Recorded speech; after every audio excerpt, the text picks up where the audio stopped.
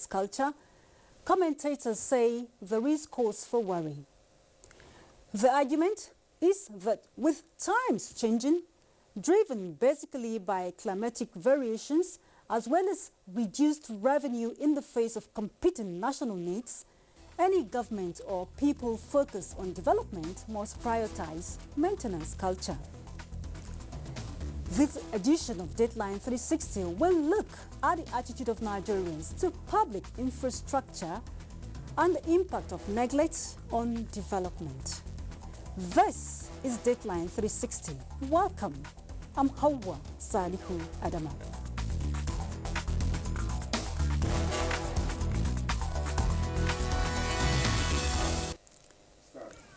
The place to improve the world is first in one's own heart, head, and hands. That's a starting point on Deadline 360 this week. Thanks for rejoining us as we examine the attitude of the public to everything non-personal. Mia Ogidi puts this social challenge into perspective for us.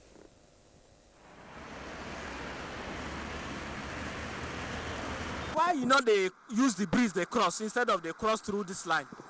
I don't want to make you go sharp. I don't think I come sharp.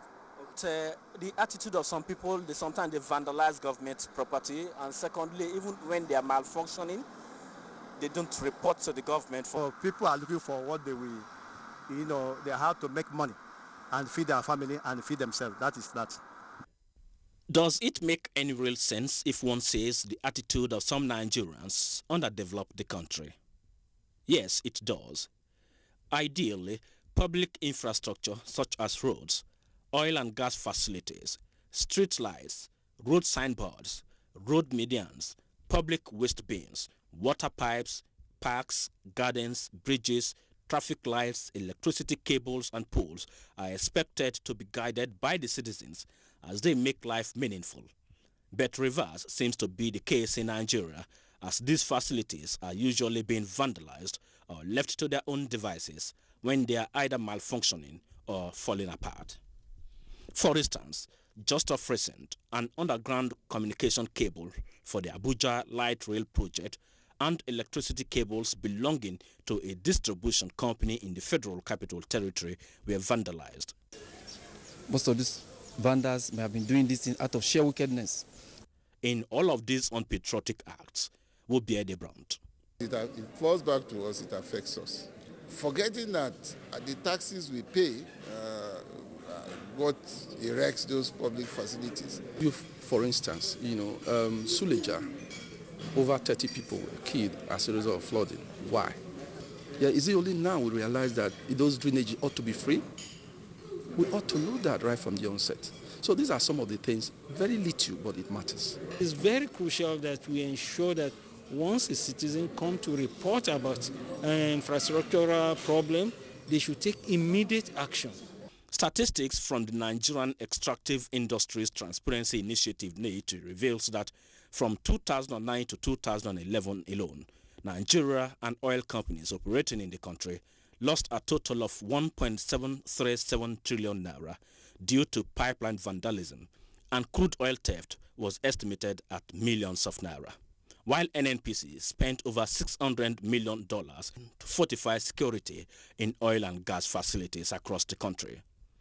On the power sector, 35% of our electricity generation is lost to the activities of vandals. Because out of about 26 power plants, 23 are fired by gas.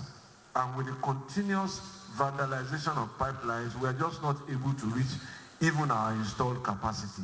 We're struggling with about 2,000, 500 megawatt, when we can actually be delivering 5,600 today.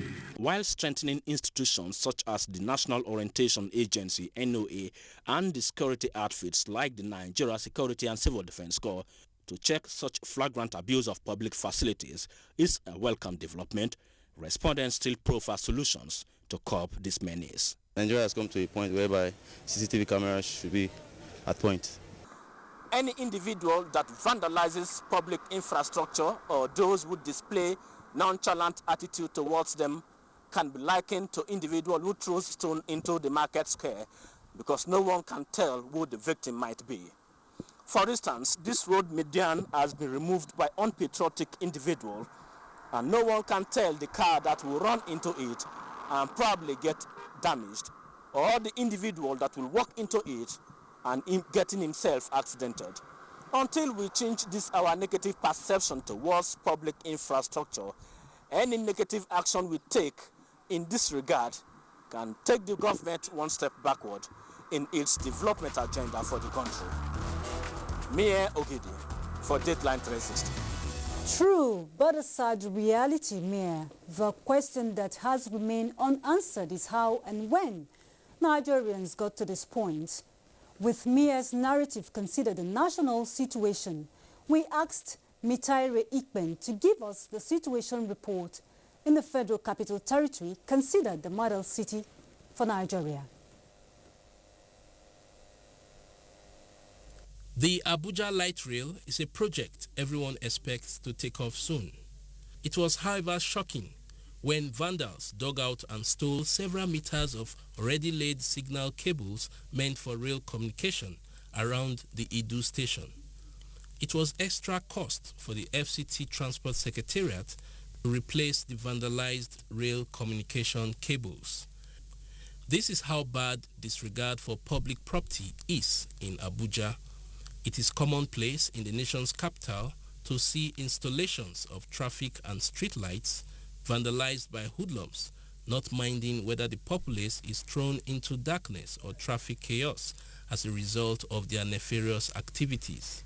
The hoodlums are not deterred by repeated reinforcements of the signal control cubicles with burglary proofs by the FCT Transportation Secretariat, but break the locks and cut away the batteries and solar panels which power the lights. One of the street light batteries, we are told, goes for about 150,000 naira in the market. We are feeling the pinch very badly. We have roughly 171 signalized intersections. Presently, more than 30 intersections are vandalized.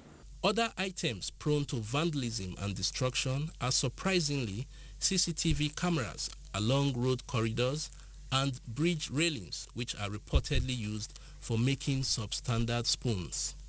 These barricades, constructed by the FCT administration to compel residents to use the pedestrian bridges, is another example of public infrastructure being destroyed by miscreants.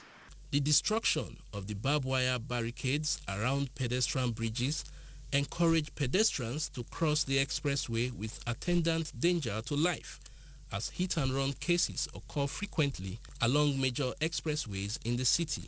Perhaps the most vandalized public infrastructure in Abuja are manhole covers for drainages, which are removed at will along major expressways, increasing the risk of accidents for pedestrians and motorists.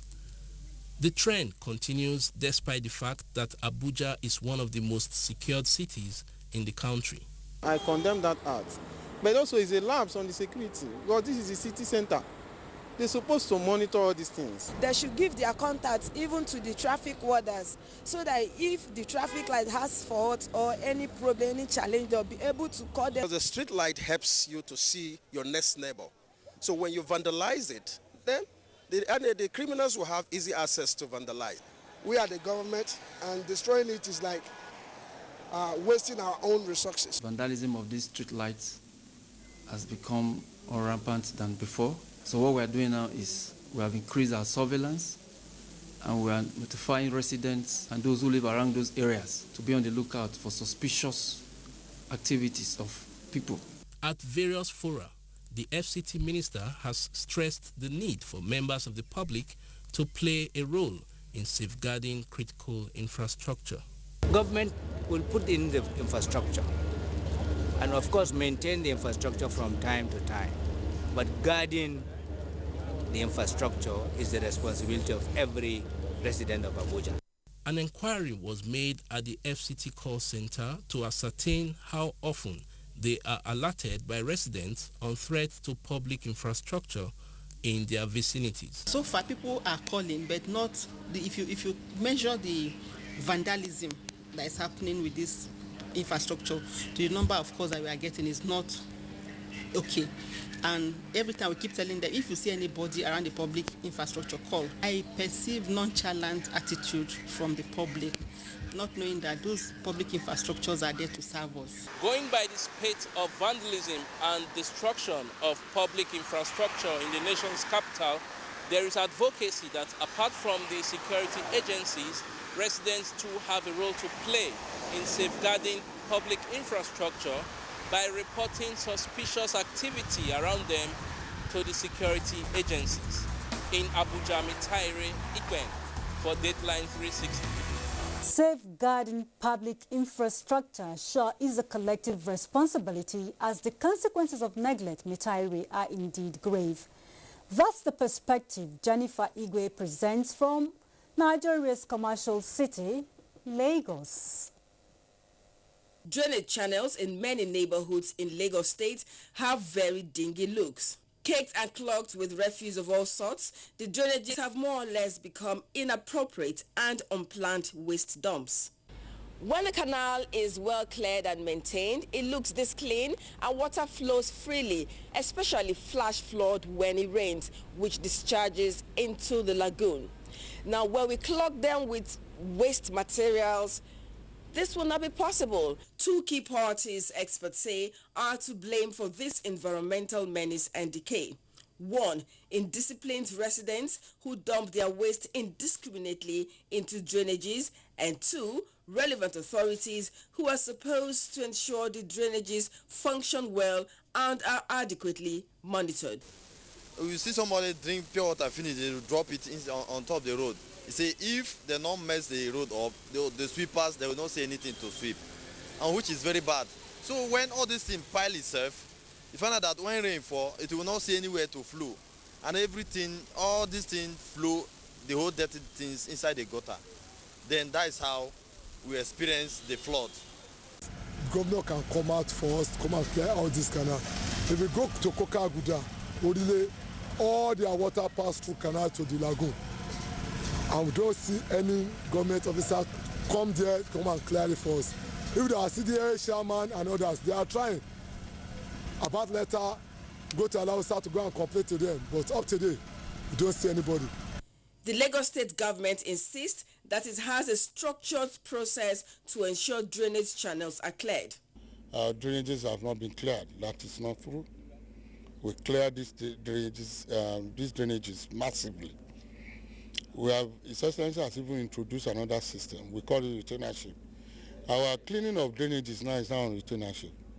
It's not, what we used to do. Now, those people, they have their tippers, they have their everything. They desilt, they cut it away immediately. How effective is the initiative of the Lagos State Ministry of Environment to keep the drains flowing? Government don't try for this our area. Let me say, but people don't give the work, and then with the bad people. But almost 3 people now they don't sign this more will give. But at the end of the day, the work not done. I will cry, but government don't give them money.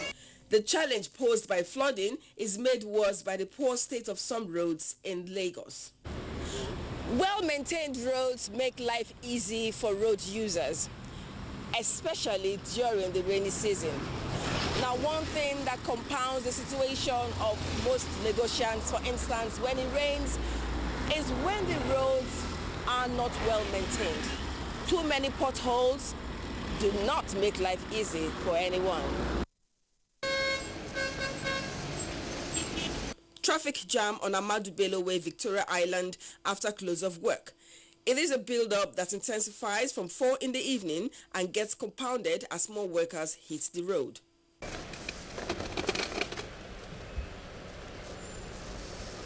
This portion of the road is the bane of the traffic challenge. Failed restoration of utility road caught by work carried out by some persons or organization is the genesis of the deplorable state of the road. Some drainage channels have over the years not been upgraded to meet the growing population of the state and increasing rainfall as a result of climate change. Experts say there is need for every sector of the nation to imbibe a strong maintenance culture.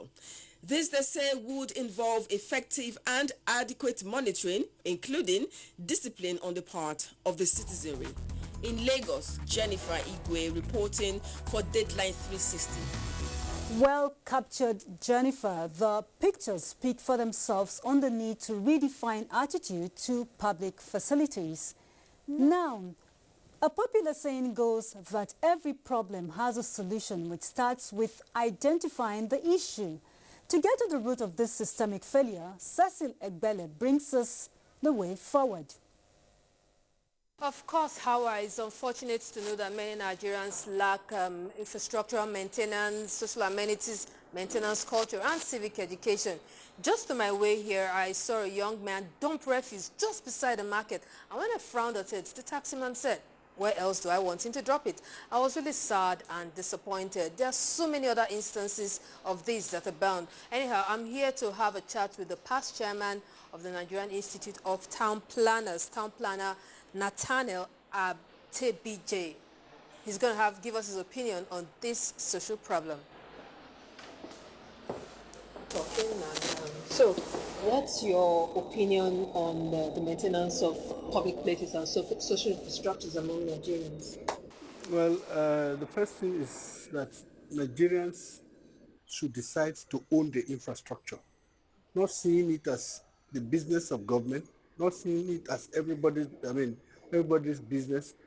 We should individually believe that we are together owners of this infrastructure.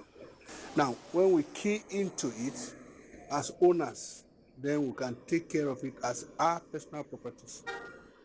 Now, people have converted the structural components of the bridges into their, where they put posters, politicians, businessmen, and all manners. You go there, all of them are littered with posters. Very ugly to see. Now, I was in development control also at a point, and several times we had taken time to clean these things, but just as we are cleaning it, some other person comes in. Nigeria and Nigerians need a reorientation. We need to see ourselves as government, and not see government different from us. Everything that is done by the government is done by our money, the taxpayers' money. The government is the people, and we should take care of whatever the government has produced or provided for the people's comfort. Talk about the drainages you have. People pour rubbish into the drainages, not realizing that when those drainages are blocked, you create unnecessary dirt around. You create, apart from that place becomes filthy, uninteresting to look at. The flood is there, but you also create a good environment for all kinds of mosquitoes, all kinds of things to breathe in. Change is not an event, it's a process. It's a gradual thing, and I subscribe to the view that it stands with me, it stands with you, to the extent that we cannot expect government to bring about change when we resist change, when we refuse to change our ways. There are certain little things that actually should begin with us. At the level of the family, for instance, parents should be able to tell their children, these are the correct behaviors, do that, don't do that. They should front on certain things. We should, as individuals, live by personal examples. We're saying me and you, not the government right now, me and you. People can start by doing things right. Dumping refuse the right way, where it's supposed to be. There's a refuse dump right there, but they will dump it on the floor without putting it in where it's supposed to be. I don't know how else to say it. I don't know if, what can be done, how we can get the people to do the right thing. There are several ways of solving a problem. It's first admitting that there is a problem, and then identifying what the problem is, and finally making conscious efforts to solving the problem. Now, there are several ways to go around this. You can dangle the carrot, where you reward good characters and attitudes, or you want to hang the sword, where you set penalties, or better still, reorientation of individual mindsets. I must also admit to you, however, that there are quite a number of Nigerians who respect public properties and public places. It all depends on the individual. Don't you agree, Hawa? Sure, Cecil, and that's why I took up the National Orientation Agency boss, Garba Abari, on what's been done to make more Nigerians conscious of their civic responsibility. In fact, the agency, as recently as 3 weeks ago, had a reason to organize a one-day sensitization training for relevant government agencies and the personnel to sensitize them on the need for proper maintenance of government infrastructure. And the idea is to bring the message closer to everybody, that when you maintain government infrastructure, you are not actually protecting government property, you are also by extension protecting and maintaining your own property. Okay, I understand the issue of going into collaboration with some other agencies, but we've had interactions with some individuals who have advocated using the carrots and the stick sometimes. And I'm wondering, we're talking about the people out there, the ordinary people. Do you have one-on-one interactions with them on the need to address some of these negative attitudes that could have negative consequences on livelihood? The National Orientation Agency has many platforms through which it engages the citizens. Upon coming to office, one of the platforms that we have been using very effectively and which has impacted so much on what we have been doing at the grassroots level is what we call the Local Government Assembly. And the Local Government Assembly is actually a sensitization and advocacy program where we go to engage the people directly through formal and informal structures of governance. The final word is we have to, at individual levels, generally select police, check ourselves, ensure that we are law-abiding citizens. We are citizens whose conduct is exemplary.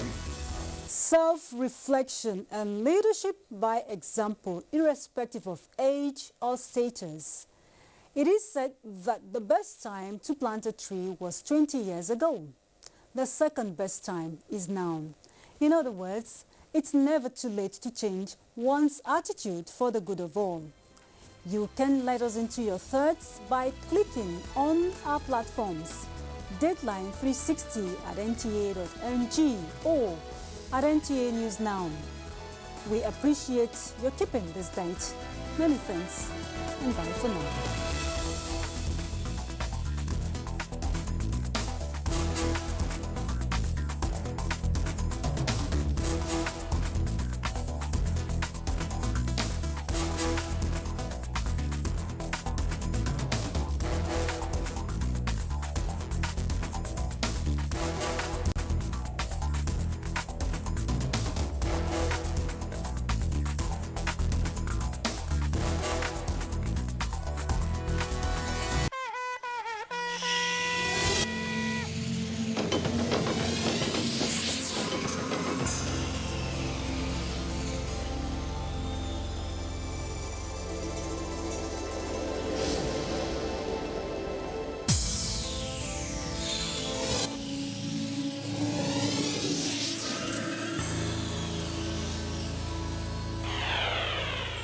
NTA, you can't beat the rich.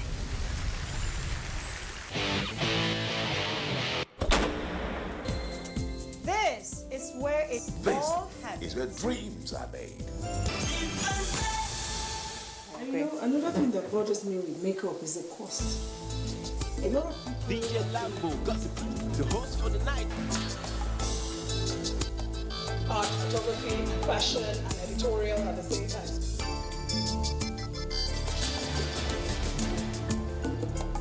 In this School of Entrepreneurship. There is no strategy.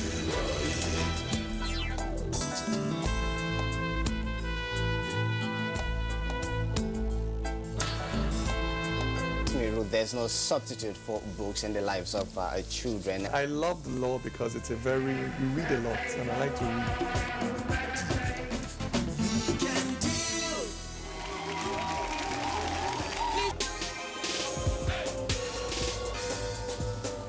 And what has food got to do with it?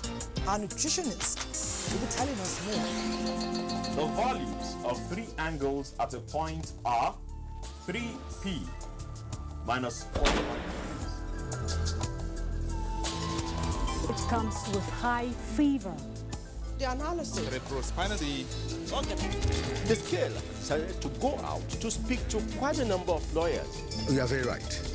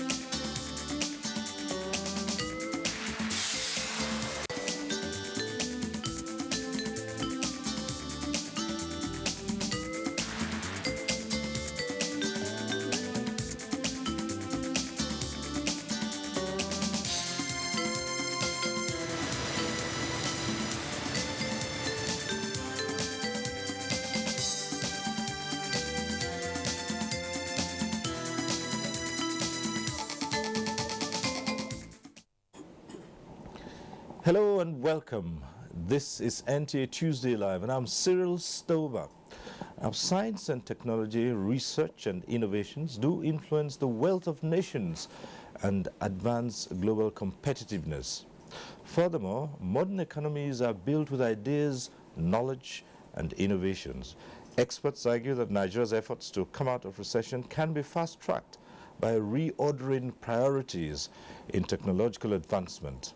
They advocate coordinated synergy between research, inventions, and manufacturing in the country.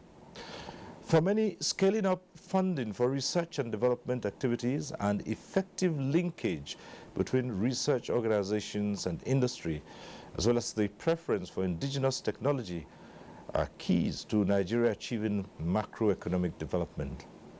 Now, how well is Nigeria doing with encouraging industries to fund and nurture innovations? How best to address issues of inadequate patent education and ineffective enforcement of intellectual property rights? These are some of the issues we'll be considering tonight on NTA Tuesday Live. But first, let's get to see this report by Justin Bem Unyi.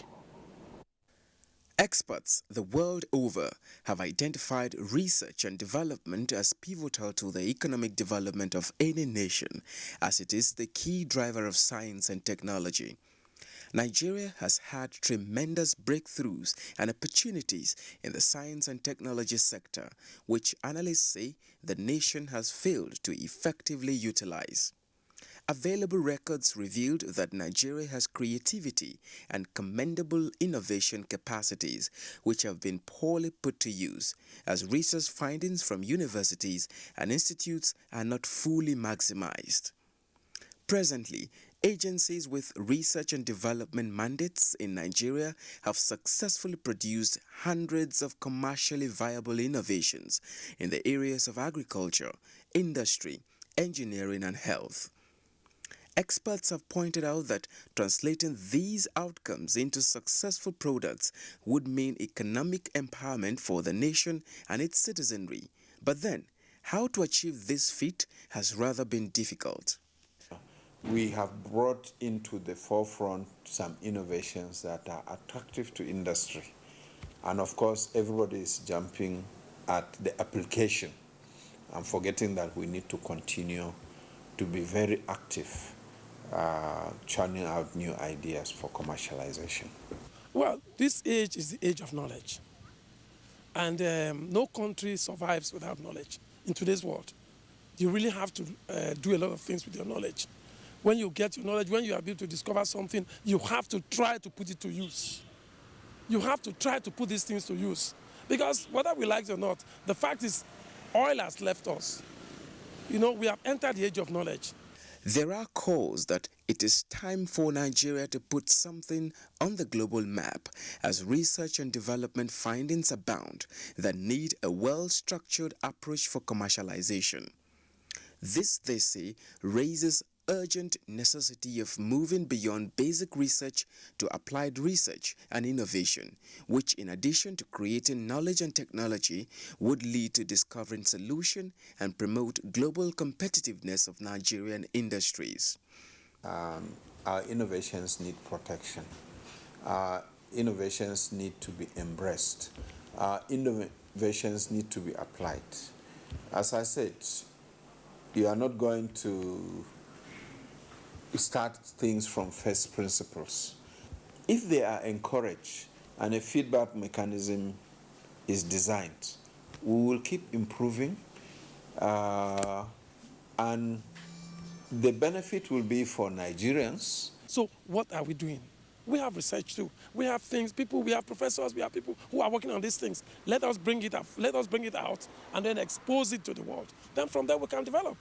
People will buy the patents and people will develop the patents. For African countries to experience success in commercialization of research and development results and make noticeable progress in their bid to catch up with the rest of the world, experts suggest that active management of technology transfer that identifies technical needs of the end user must be identified, developed, and delivered timely. They say it is also critical to have a viral national innovation systems, individual reorientation, institutional strengthening, functional government, university and research institutes, industry linkage through networking and effective technology transfer model.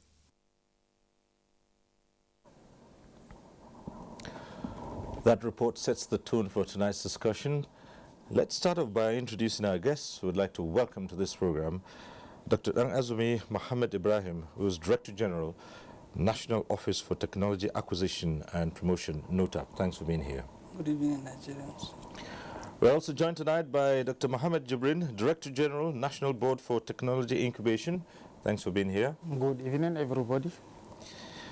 And joining us from our Lagos Network Center, we have Dr. Reginald Odia, Chairman, Economic Policy Committee of the Manufacturers Association of Nigeria.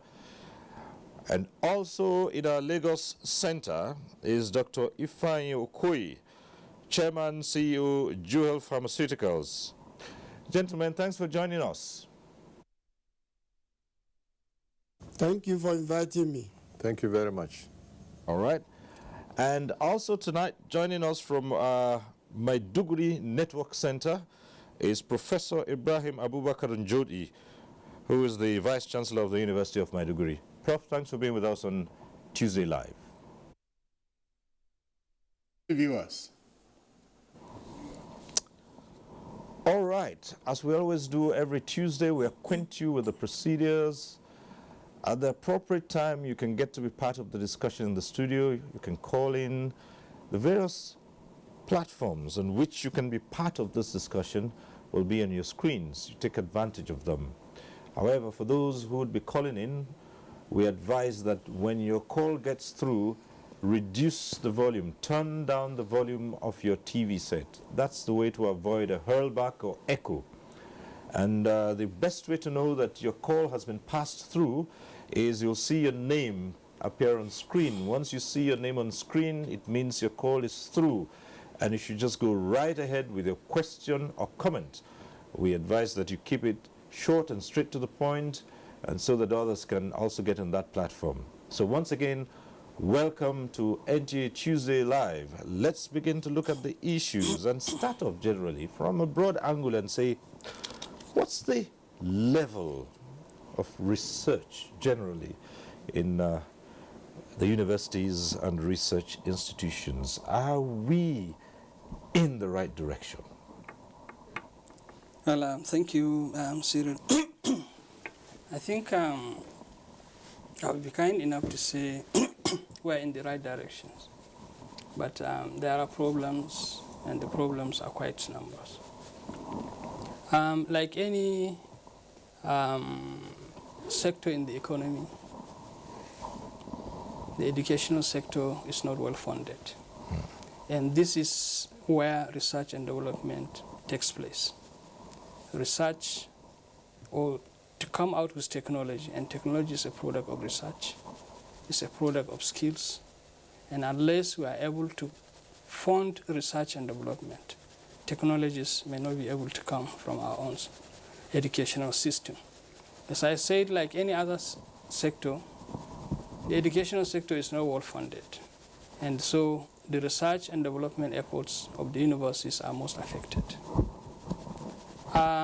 You realize that more than 90% of the research and development being carried out either in the universities, the polytechnics, or the research establishments are mere academic exercise, are basic research. And if you want research to contribute meaningfully to the socio-economic development of this country, we have to fund it very well. And research must have to be problem-solving driven research. If you take a typical example of a university researcher, the funding is not too good, and where a researcher is able to get a research grant, it may be too meager for him to undertake a meaningful research and development exercise that could translate into product and services. So it's a survival strategy, particularly in the university system. You must have to publish. Unless you publish, you cannot get promoted. And where you don't have enough funding, you may probably restrict your research and development efforts to a basic research that you could publish and get promoted. As far as economic development is concerned, if that is how we continue to go about it, it will make very little impact. But notwithstanding, there are areas where you see research and development translating into product and services in the university, coming out with prototype. They have proved the concept, they come out with prototype. But moving the prototype from that level to another level is beyond the researcher himself. So there must be an institutional framework that must be able to uplift the research and development efforts to the next level. And that is what is fundamentally lacking in this system. The other issue, there is a very weak intellectual property culture in the universities. As I said, people are rushing to publish whatever they are able to come out with. If they make any striking innovation, they are rushing to go and publish. Once you publish, it is in public domain. Once it is in public domain, any investor will come and put his or her own money because it is not protected. It's like having a land that does not have certificate of occupancy. And patenting is like giving certificate of occupancy of your mental activity. So if you are able to come out with a research and development product that could translate into product and services, you don't protect it. It's like you go ahead and publish, it is in public domain, anybody can use it. So we have to change the culture. The culture is, yes, we have to begin to tailor our research and development efforts towards solving problems so that we can make meaningful contribution to our socio-economic development. All right. So many issues you've raised here, but it does seem clearly that not very much is coming out from the institutes and the institutions by way of research. And if not much is coming out towards solving problems than creating technologies. And we're thinking how much of even the little that comes out of the research institutes and the educational system, how much of that gets translated into technologies that we can say we have developed?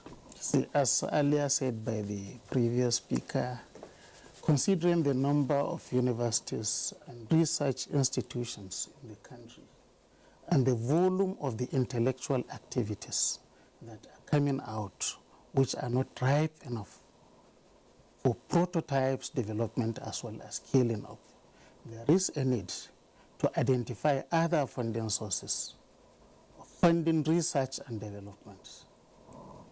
I want to particularly refer to the private sector, because for any country to develop meaningful development, there has to be a very cordial relationship between the research and the industry. We have researchers that are industry-based. We have researchers that are for the benefit of the industries. I am particularly referring to their products as well as the services. There must be constant value addition. There must be constant injection of knowledge in the activities of the industry. And for this reason, three things have to work together: the government, the industry, as well as the academia. While the government has the responsibility of providing the national policy direction, the academia has the responsibility of providing the knowledge for the constant uplift of the research activities that go to the industry for translation into products and services. Without this, Nigeria will continue to produce less competitive product when compared to other developed countries.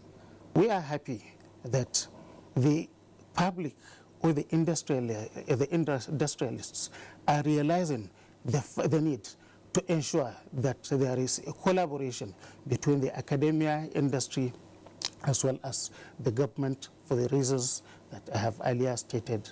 And with this development, I think we are hopeful that more competitive products will be produced by our industry. However, there is the issue of scaling up, as earlier mentioned, which is a critical issue.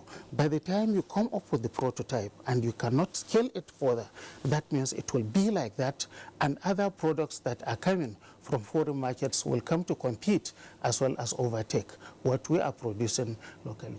So there is, for these reasons, there is a need for us to have more angel funds, venture capitalists, and other funding sources that will fund R&Ds, that will fund prototypes, so that we can have new products, new services, in such a way that even the people in the academia will be participating in the commercialization processes of the technologies, of the researches that they have initiated. All right, thank you so much, Dr. Jibrin. Let's go back to our Lagos Center, and we'll put the question to Dr. Reginald Odia, who's chairman of the Economic Policy Committee of the Manufacturers Association of Nigeria. How much linkage is there between manufacturers, industrialists, and research organs? What's coming out? How much of what is coming out from the institutes are you taking advantage of to build on products and services? Yeah, thank you very much, as it were. First, a small correction. I'm not a doctor, I'm an engineer. So you can call me Engineer Reginald Odia. That's that correction. Now, your question is really very apt. And why I say so is that I've listened to the two speakers, and their presentation was very clear to me. Sometime in 2004 or thereabout, during Chief Olusegun Obasanjo's tenure, we had what we call a pair mechanism review between the Ministry of Science and Technology and the manufacturers, basically the industrial sector. And we have to visit all the various research centers in the academia, all the universities across the country. We saw the quality of research that was going on. And to me, as a member of that review committee, I was happy with the quality of products we saw. But what I noticed, and we generally noticed, was that there was no linkage between the research finding and the, the industries or the market, as it were. The research findings were there, and they were in the drawers and gathering dust. So that linkage is what has not worked out over time. But having said this, to quite some extent, or to a level of extent, there's been some kind of relationship between industry and the research institutes, and especially with the bigger, companies in Nigeria. As you may know, most of our people, most of the industries in Nigeria are SMEs, small, medium-sized industries. And generally speaking also, they are fairly impoverished, Cash flow is not there. And one thing we must also understand is that our market, we look at the population, we look at the size, we say Nigeria has a large market. Yeah, it makes sense. But when you look at a situation where you don't have that middle class that does all the activities, where all the monies are rolling around, comes in, and you have an impoverished middle class, then you have very little cash to support it. Research and development is very expensive, and it needs support. I completely agree with the two speakers that they need support from the manufacturers or the industries. But then I must warn that those industries are impoverished, while many of us are, putting in monies to do that. I think there is need to look out for sources of support so that we can begin to see more research and development. There is a program going on now in Lagos, I think in Covenant University, where the Dean of Faculties of Engineering are meeting, and they are meeting with manufacturers and other, industrialists. And we are talking about the same thing. How do we synergize our relationship? Because now is the time. We must move away from this issue of going abroad to do researches and then bringing them back here for use. Our institution should be able to do clear research and come up with quality products that we can use to develop our local industries. Research must be tailored to local requirements so that whatever comes out from our research institutes and from the academia should be what we need to use, within the industry. So I think with time, and as we're going about this, we should be able to see, as we go on, larger cooperation and relationship between the academia and the industry. But we need to talk more, we need to look at it more. At this stage, the level is still very, very low, and there's need to develop it further. All right, thank you so much. Right beside you, of course, is a manufacturer, Chairman, CEO of Jewel Pharmaceuticals. And let's get the practical experience from you here now. Thank you very much. I think this is a very exciting discussion at this particular time.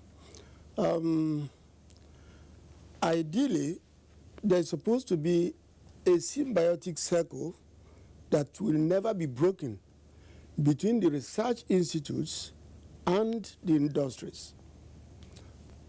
But this circle can only survive if it's fully supported by the government, at least a strong policy from the federal government, a strong implementable policy from the federal government to support this very circle of symbiotic relationship between the industries and the research institutes. As you know, in Nigeria, we have many research institutions, more than 20, and over 80 universities. And I bet you these institutions are doing wonderful jobs, very, very useful, valuable jobs. I'll give you a typical example. In 2015, there was a seminar organized by the NUC, Nigerian Universities Commission, where they invited all higher institutions in Nigeria and requested them to exhibit all their research reports. They did that at the University of Nnamdi Azikiwe University, Awka.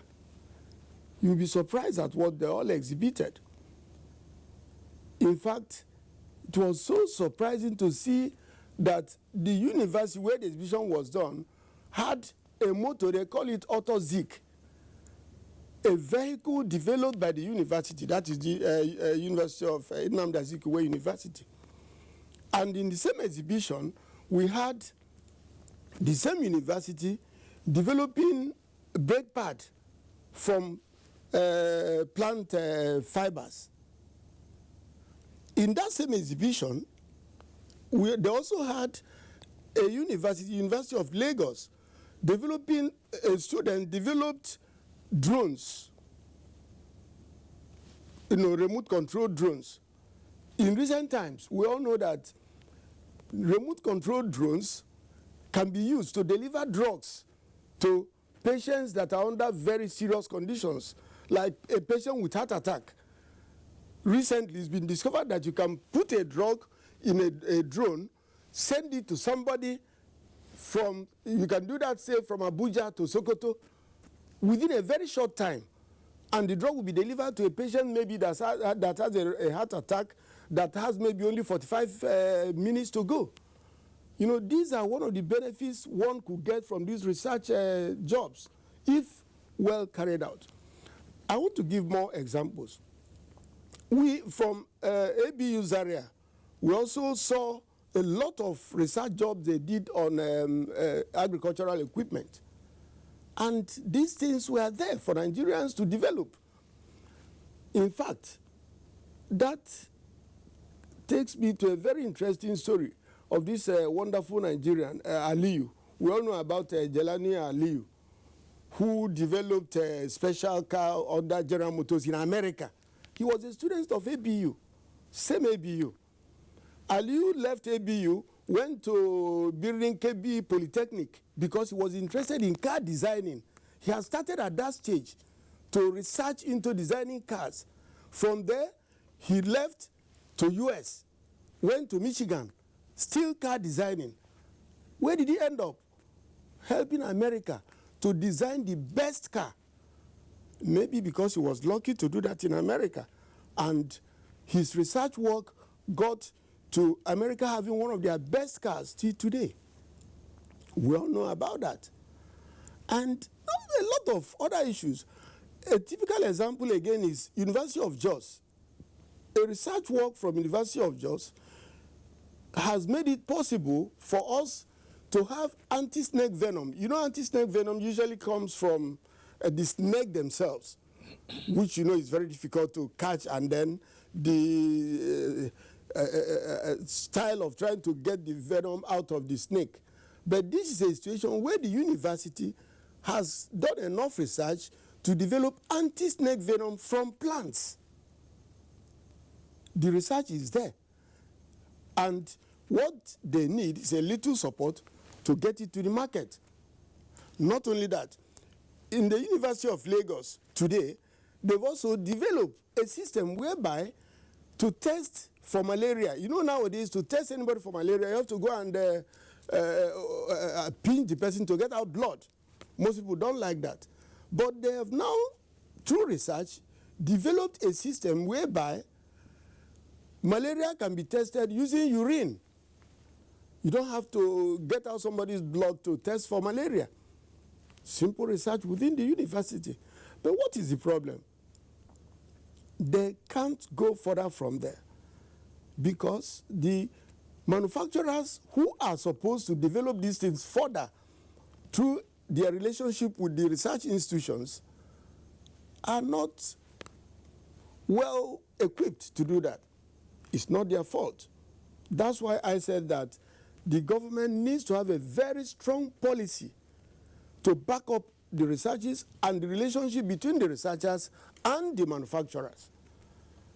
A manufacturer who is still struggling to survive, who cannot even afford to who is struggling to have light to manufacture cannot think of developing a research work coming from an institution. It's not possible. There must be a full support. In fact, government is actually supposed to have a body that will be able to get the researchers together, get particular research work, locate the industry that is supposed to be interested in that research work, and then fund the research through the industry. If that is not done, I mean, the research work will just water off like that, and there is no way forward. The industrialists are trying their best. They are doing all they could. In developed countries, governments pay students to work in industries and develop their research works for the interest of the economy of the nation. In Nigeria, there is what we call IT, industrial training, which I know is an idea towards developing works from students and getting the students stronger to research more. But the industrialists are expected to pay the students. How do you expect an industrialist who is struggling to survive to pay students, who doesn't even have light to work, who doesn't have enough security within his industry, who is borrowing money at 20-something% interest to sponsor a research institute or a research fellow to develop his research and take it to the market to support the economy of the nation? It's not possible. So I believe that for the survival of this symbiotic circle, there must be a very, very strong policy from the government that will touch all aspects of the research development as it has to do with the research institutes, and then also as it has to do with the manufacturer. The manufacturer cannot, in fact, in our country today, we all know manufacturers are struggling to survive. And you can't expect any input from any manufacturer. So many results that have come out of the educational institutions, the universities, and let's at this point go to school. Let's go to the university now and meet with the Vice Chancellor of the University of Maiduguri, Professor Ibrahim Abubakar Njodi. You've heard Dr. Okoye reel out numerous achievements. He says the university system has turned out. So where is this break coming from? Why are we not seeing those laudable things that have come out of those institutions? Why are we not seeing them in practical terms in Nigeria, helping to push Nigeria forward? Thank you, Cyril. You're right, we are not seeing it, or probably not seeing enough. But I can assure you that this problem is likely to continue for as long as we don't re-engineer or change our mindsets. Our mindsets, indeed beginning from the universities, the manufacturers, the industries, government on its own part. Everybody turns to the university for research findings. But now the question here is, who funds it? The answer is, it is government. Now, government has over 40 public universities to fund research. Now, for all these universities, at least government gives at least an average of 150 million naira every year. When you look at this one, a serious research, this one will not even give you a good feasibility results. Talk less of giving a full-blown research. Like Dr. Azumi had earlier said, I agree with him that most of the researches we conduct in the universities are basic research, and that is not what we are talking about. Industries must be ready to come out and tell or challenge universities. This is what we want you to produce for us, then conduct research, fund it. If you are challenged, the tendency for you to do and give results is there. But while you leave an individual researcher, a professor thinks his own way, as a result, when he finds out whatever results, nobody is there to even listen to him. He will be looking for an avenue where he will want to explore or tell the public what he has been able to find. Nobody is even there to listen to him. That way, there's nothing to encourage them for. But if the industries are ready to come forward to now ask you, do this for me, then it is up to the researcher now to go back to his laboratory. He now knows he has a ready-made, ready consumer of whatever he's going to bring out. They now keep checking themselves from one time to the other until results is found.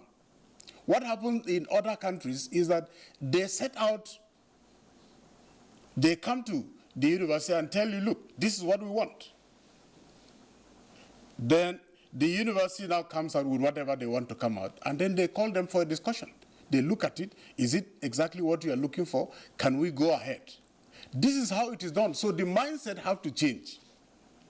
As it is, universities, no matter how well they do it, they don't have any other source of funding apart from government, and that is not good enough. Everybody tends to be saying government, government. At the end of it all, the results goes to the industry. It goes to the manufacturer. Then why should government be the one doing it all alone? The manufacturer should be able to now come out and say, this is what I want. Then he funds it. That's what happens in advanced countries. Of course, the military, the security outfits are also part of the industries. What we've just had in the University of Maiduguri recently, we were challenged by the Nigerian Air Force. Look, that we have a problem with our brake system. Some of our jets do not have brake systems, so we are afraid of flying because when we come to land, we don't have brakes. What is the problem? They gave us that challenge. We now went into a laboratory. We came out with something. We came out with solutions. And that is what we just recently signed an MOU for with the Nigerian Air Force. And that is the same thing that is happening with the Nigerian Army. Because of what they are doing in the Northeast, they have found University of Maiduguri willing to come there to now at least come in to solve some of their problems. We are now, of course, we import hardware. We import all the equipment for this insurgency fight and whatever. So some of these things, when they come, the spare parts are not there, and they are not available. So what they need to do is, look, university, this is what we have, and we cannot get the spare part easily. Can you do something for us? That is what we should be talking about, and not just saying the professor should go and think of what to do alone, and then nobody is there to patent it for him. Even if he does it, he feels frustrated, and everybody is feeling so frustrated. The professor has not eaten enough to have enough to even fund his research. And that is what we are talking about. So each time we talk about universities, of course, we end up talking the same story all the time. All right, thanks, Prof. Well, we do hope this won't really turn to, the proverbial chicken and egg story. The government provides the funding, it doesn't have the funds. You look to the industry is impoverished,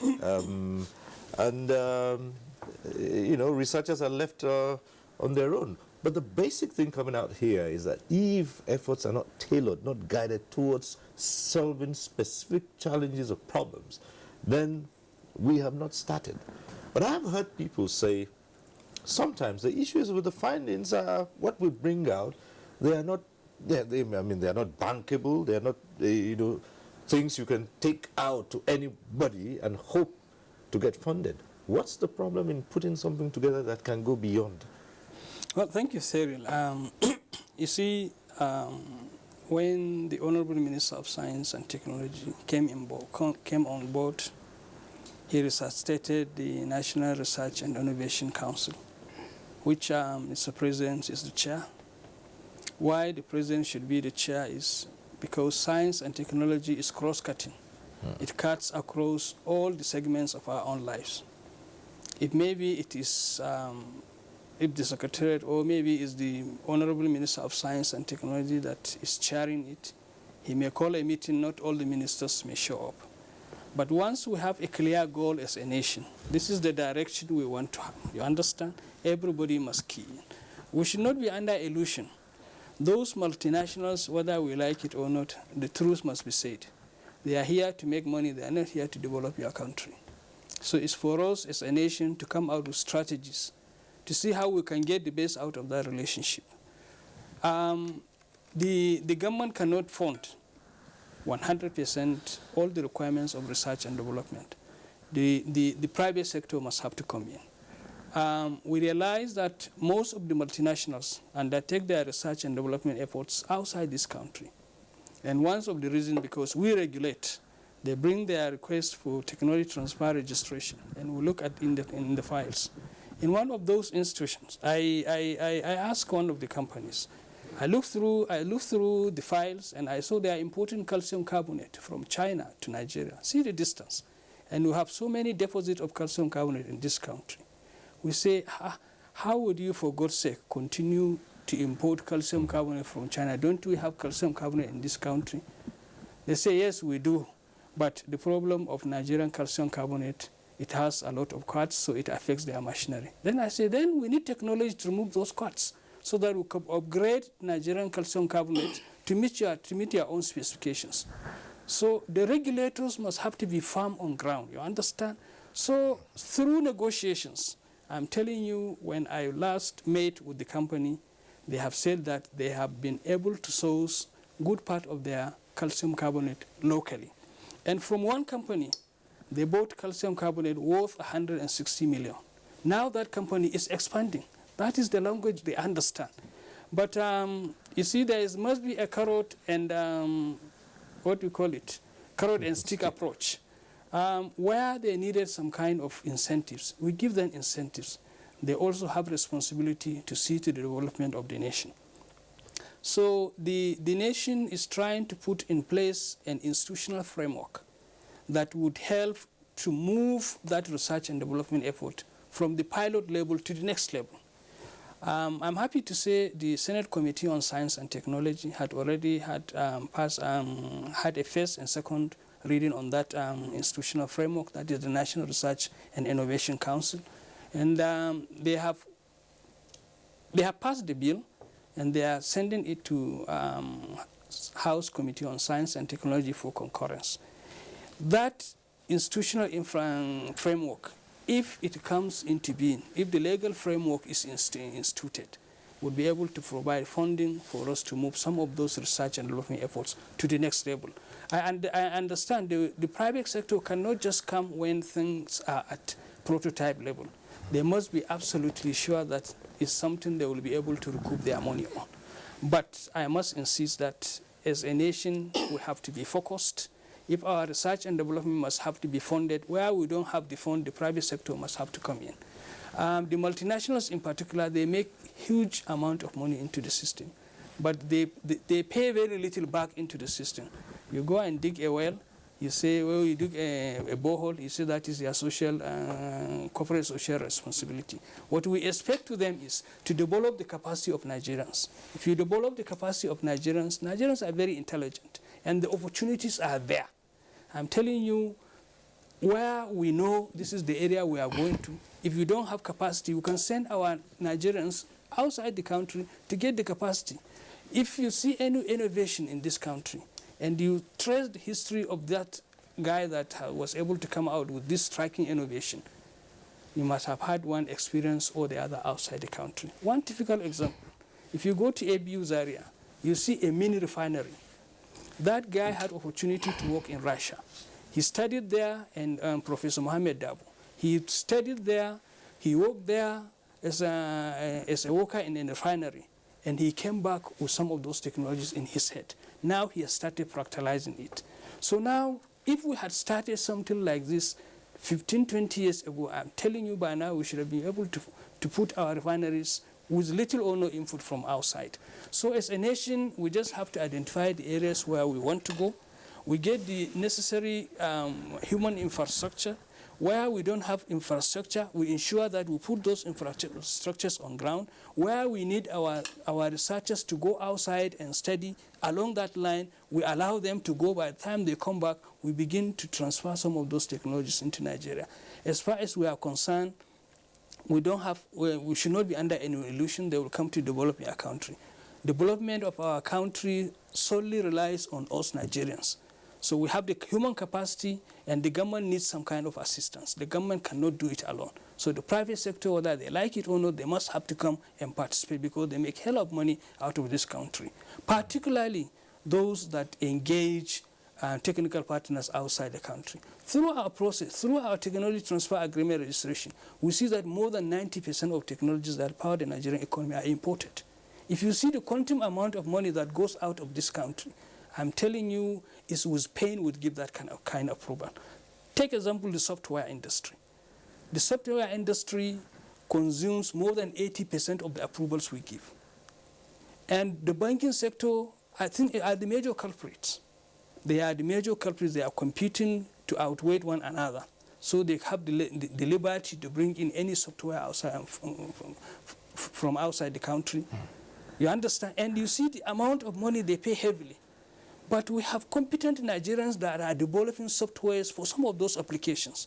But now what we decided to do as a nation is we are in partnership with NIDA, we are in partnership with the young innovators in this country. What we do is we have to come out with a local content committee.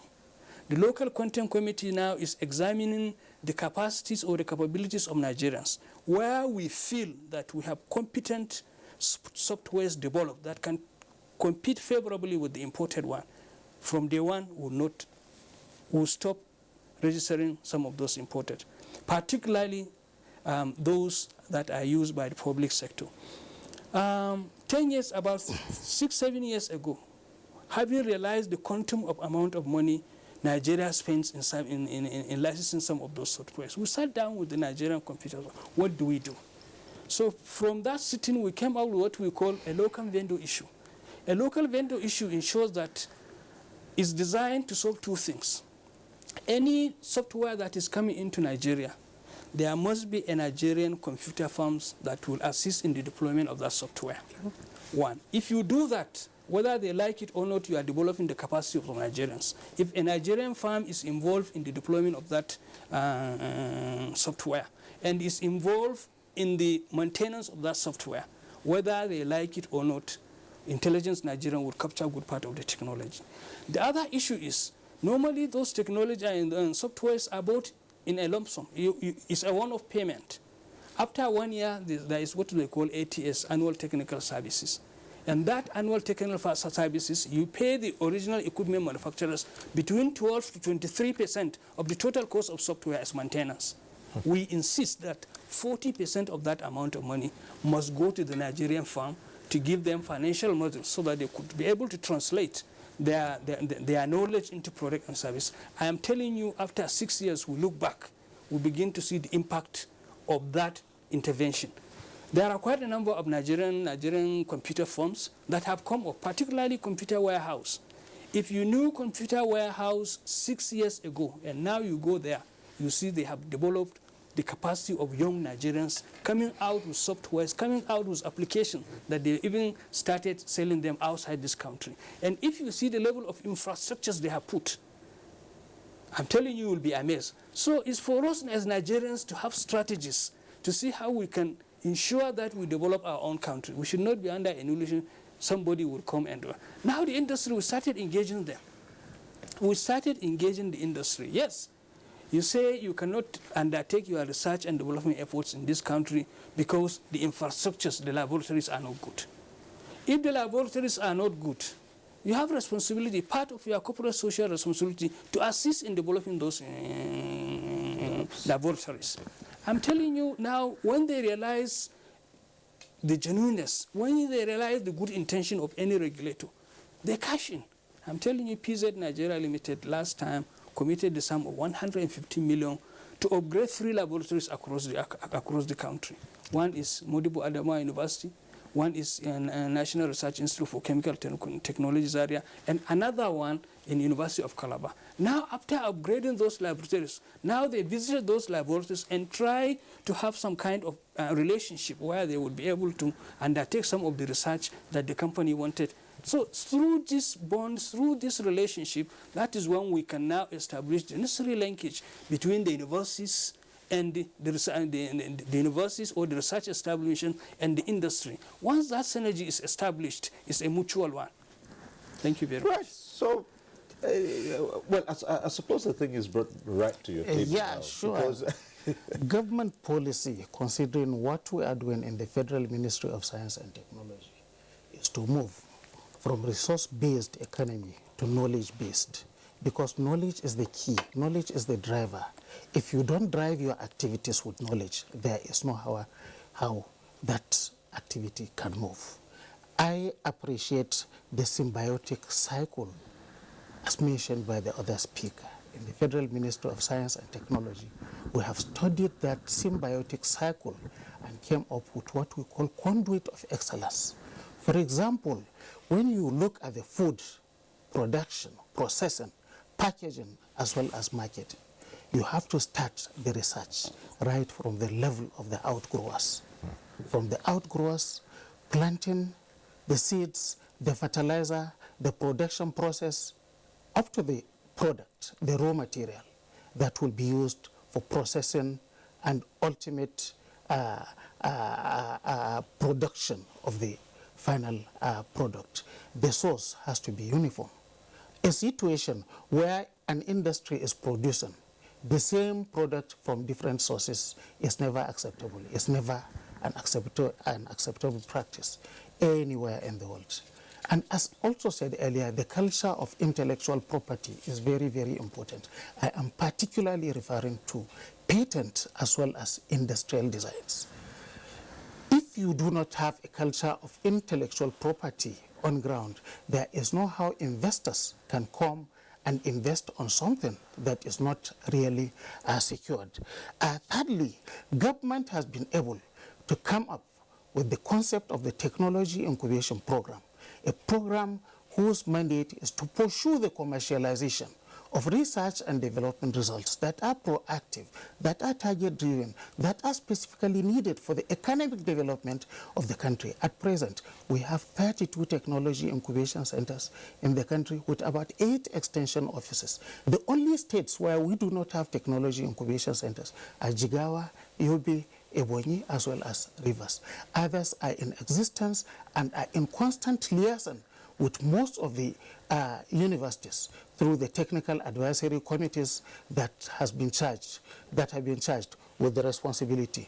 We have been able to provide some of the equipment, demonstration equipment, industrial equipment, as well as laboratory that provides training to even students on industrial attachments, even students that are at the postgraduate level in the universities, to ensure that standards are entrenched and the products produced in the technology incubation centers serve as feeders to the larger industry. It's a good thing you mentioned about patent, that some people say out there there's little not comprehensive knowledge and understanding as well as education on patenting. So who takes it? I think this is where I need to come in. I understand the culture is very weak. And as far back as 2006, National Office for Technology Acquisition and Promotion, along with in partnership with World Intellectual Property Organization, WIPO, realized the need for us to move into those universities, into those polytechnics and those research establishments to inculcate the idea of intellectual property. We have so far established 38 technology transfer intellectual property and technology transfer offices in universities and research establishments across the board. What we do when we established, we try to educate them. We try to give them a veritable source of accessing information on existing patents across the globe. There are more than 6 million technologies that have been developed across the globe. Any aspect of research and development, you want to see patented technologies, you have access, you go there. Yeah. That succeeds in broadening the thinking of lecturers to see the areas where they could concentrate. If a patent has reached up to 20 years, it is now in a public domain. You can decide to repeat it from point A to point Z with no litigation whatsoever. So that helps to inculcate the ideas of the areas of research and development. What NOTAP does is, After giving them the lectures and what have you, now they started sending patents applications. What NOTAP does is we look at it, we'll help them to put the claims, we'll help them process it and take it to the patent registry and pay for the patenting fee. Now, when the intervention started, usually we used to get 6-7 patents in a year. I'm telling you, last year alone, we got 20 patents at a go. Now, from January to July, we have gotten 30 patents. And it is our target that hopefully before the end of the year, we'll get about 50 patents. That is the beginning of commercialization of any research and development effort. All right. Let's go over to Lagos. And this next issue, I want the manufacturer there, the CEO of Jewel Pharmaceuticals, Dr. Okoye, to respond to this, because you see, this is tied to the issue of providing drugs, medicines, research into all of this. And it's been said that not much will happen, because every time we've heard about a breakthrough in medicine, the first thing is that the local community drags it down. There are issues of not going through due process, and yet when there are such breakthroughs in other parts of the world, it's loud ovation. What do you have to say to that?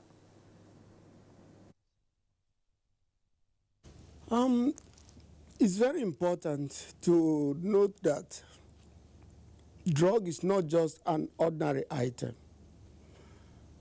Drug is a product that is highly regulated and must pass through different processes to get to the patient.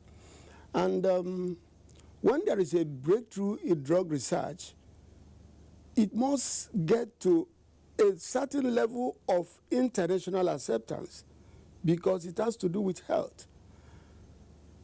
In fact, it's good to know that in the pharmaceutical practice, as far as drug is concerned, there are international reference books. We have what you call the British Pharmacopoeia. We have the British Pharmaceutical Codex. Recently, we've even started having the Indian Pharmacopoeia. The Nigerian drug practice is coming closer to that. Currently, in fact, as I'm talking to you now, today, we had a meeting with the USP, United States Pharmacopoeia, today, as I'm talking to you. And what are we trying to do? To get ourselves well organized so that any discovery as it has to do with drug, we can handle comfortably and be able to pass it through the international track to get it faster and be useful to us. All right. Okay, let me ask you to hold on a while here. Looks like we've had a caller who's been on the line for some time now, I think from Birnin Kebbi. Just go ahead. Go ahead. Hello? Hello? Yes. Yes, Umar and I are calling from Birnin Kebbi. Okay, then. Yes, good evening, Hero and discussion there. Honestly, there is need for development in Nigeria, and this issue of invention and manufacturing, to me, is something that has to do with our system of education. When you look at our system of education in Nigeria, it's all relying on certificate. You must obtain certificate. Whether you can manufacture or create or even construct an aeroplane today, you cannot be called an engineer if you don't have certificate. And knowledge and education is not obtained within the four corners of the classroom. There are talented people outside the classroom. The founder of Microsoft was not a professor. He was not a doctor. He was not even a graduate. The founder of Apple was not a professor. So I don't know why the system of education in Nigeria always relies on certificates. We have many professors. In fact, we have the highest number of professors in Africa, but we cannot manufacture even a 50. We have a number of engineers. We cannot manufacture a 50. Look at the other people. There is one man that constructs a locally automobile in Jos. The government did not invite that person. to come and harness his own intellectual capability. I don't know why we are relying always on certificates rather than certificate. May God continue to bless our country. Let me stop here. Thank you. All right, Mananachi, thank you. We'll return to Dr. Okoye in Lagos because we have to ask him to stop so we could take this call. And as you address the issues, yes, you've also heard Anachi. Would like you to comment on that as well. Come again. Right. We left off because we wanted to take that call from Anachi. I'm sure you heard the issues he raised there. So as you conclude answering the last question, would like you to also comment on what Anachi just said. You see, I agree with him that academic book is not everything. Going to university, having many professors is not everything. But it's not applicable to every aspect of life. Like I was telling you, drug is something that must be, well controlled. If you feel that if somebody discovers any material, said it cures malaria, then you start using it immediately, you end up killing more people than you cure them. Because in the drug practice, you have to determine the amount of drug the person will take to cure the illness. You might take a certain amount of that drug, it will cure the illness and kill most other important organs within the body. So in this case, in as much as we agree that you don't have to really go to book and do everything, but there must be a standard that must be followed. And it's also applicable to other items that are developed during within small researches, with researches within the research institutions. You might develop a car in a university. Maybe the brake system has to be adjusted in a particular form. If it's not adjusted this way, it might cause a very serious accident. So you must make reference to that academic aspect of it. It's a way of polishing research works, polishing discoveries within the country. We are not saying that you should leave off everything completely and then jump into the academic part of it. But the academic world, development in being a professor in a particular field is also very essential, because you don't just become a professor. There are a lot of references, there are steps you go through. So for any research work to be fully authenticated, there must be a little bit of international acceptance. Okay, Dr. Okoye. All right, let's go back to the phones now. Let's return to the phones. We have a Joseph from Akwa Ibom. Hello, Joseph.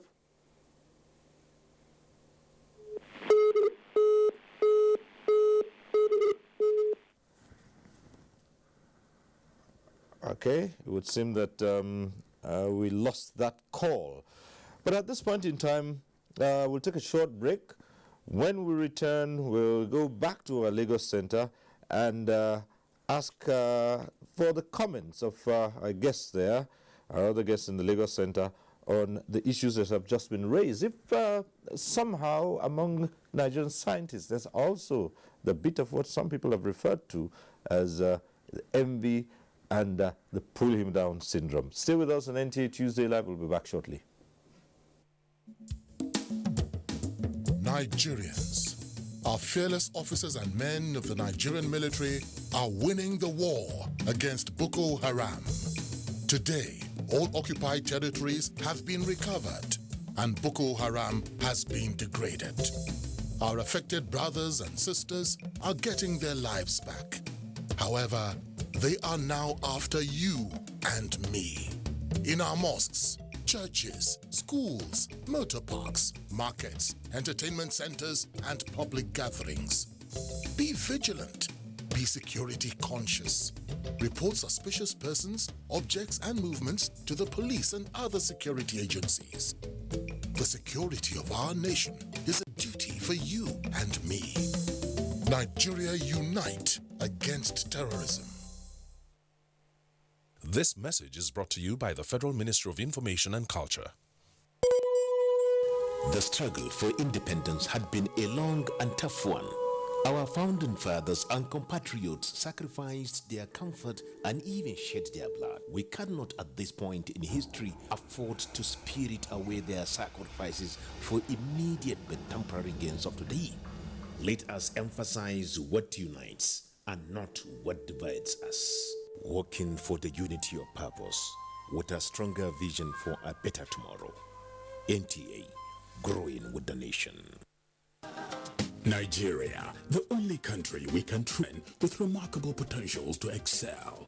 Let us believe in ourselves and change our attitude for the sake of our country and generations unborn. Let us revive our cultural values, which are our essence as a nation. Let us renew the spirit of patriotism and hope in our dear country. Do not take or give bribe. Be punctual always. No more African time. We can't expect to be global citizens and operate on African time. Join the queue. Insist that people are attended to on a first-come basis, no matter who they are or where they come from. Nigeria, good people, great nation.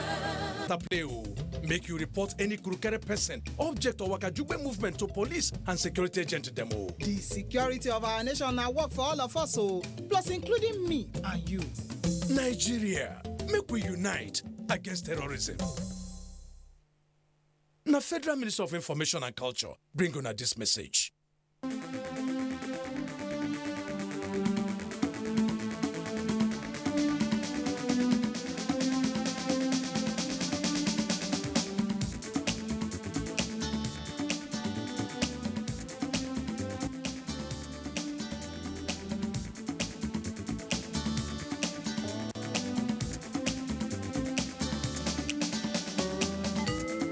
NTA Tuesday Live, a network issue-oriented innovation talk show. All right, thanks for staying with us. We return to our Lagos Network Center, and let's connect again with the Chairman of the Economic Policy Committee of the Manufacturers Association of Nigeria, Reginald Odia.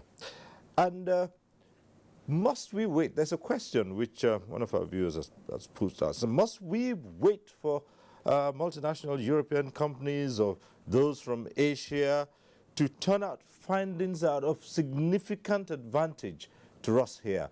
Why is it that when there are breakthroughs announced by Nigerians here, they don't enjoy the support of their professional or academic colleagues?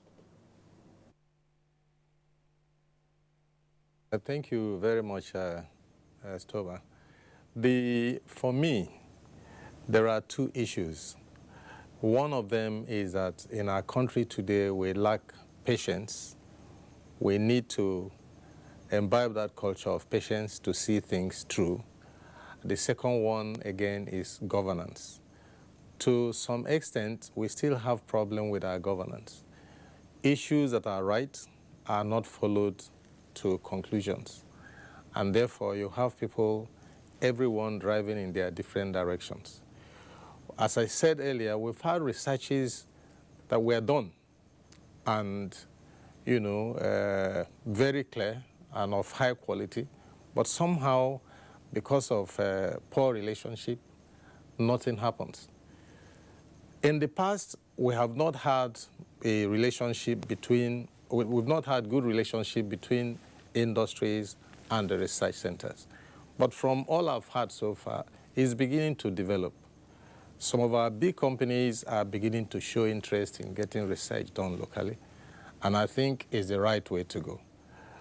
What I see also recently about the interest of our engineering department and other departments within the science and technology about relating with the, you know, the local industries is also a way in the right direction. So I think we are moving well. We need patience to see developments and allow it to grow. And then we need serious government support for those areas. I agree completely that the government cannot fund everything. That is absolutely true.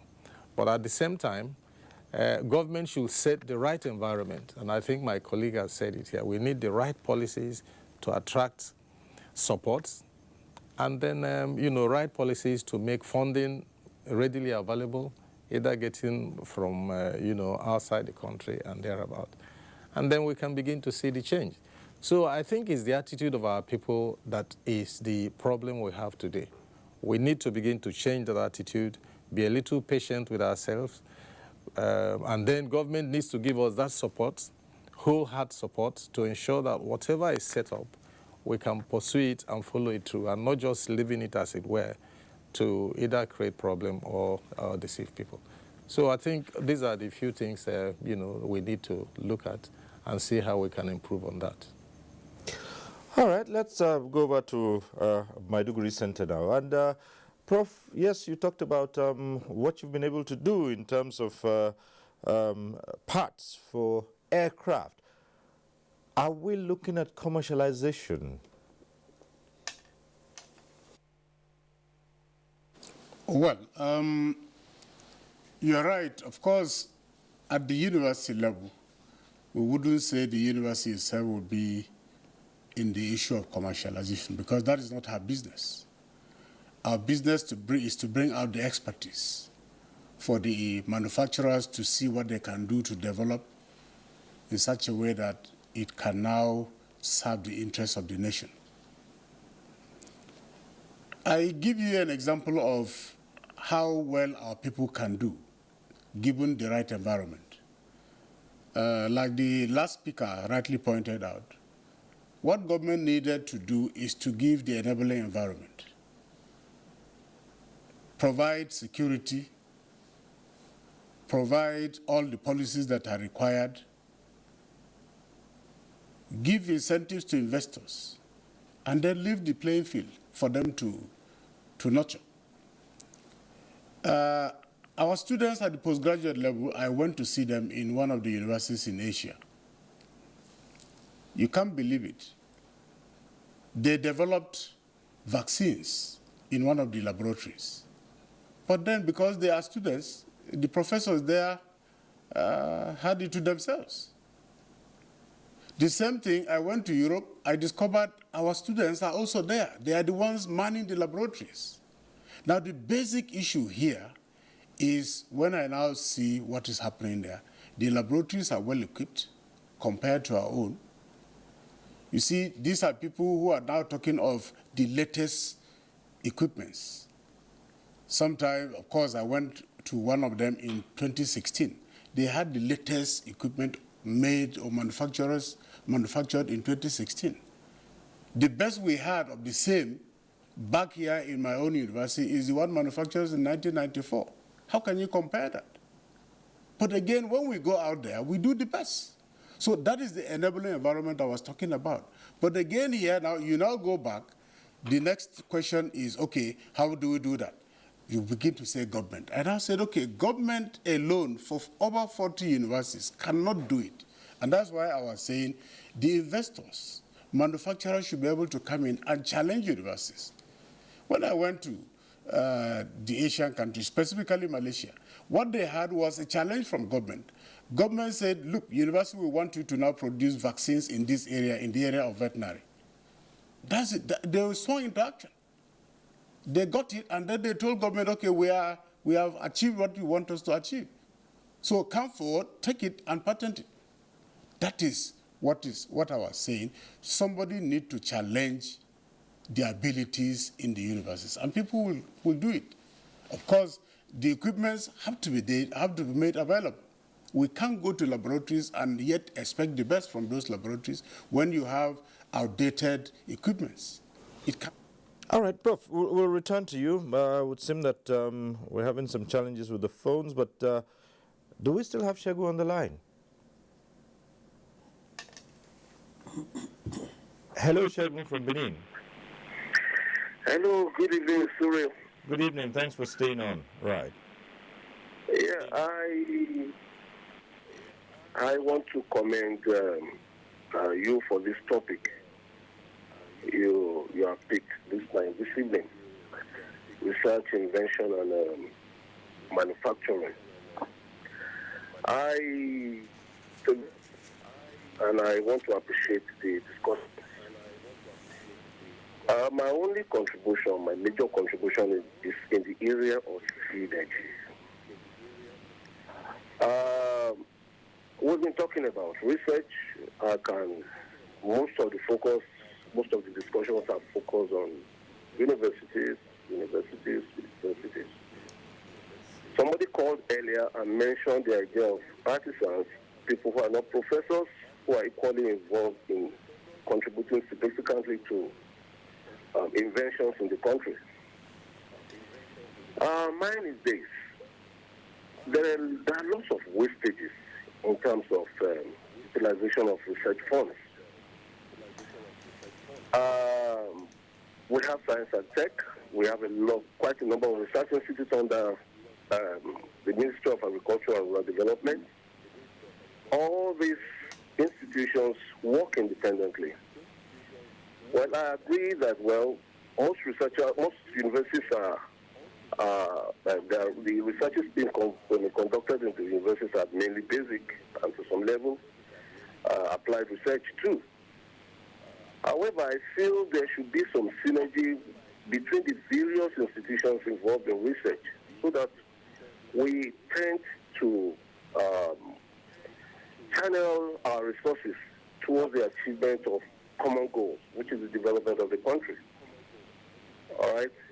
Then, and apart from that, there's the issue of patriotism. When I talk about patriotism, I'm talking about the fact that even when we achieve laudable research achievements, for various reasons, as mentioned earlier, most of our manufacturers still prefer to go out and bring in technologies, research inventions, even those that are even less than what we have achieved within the country.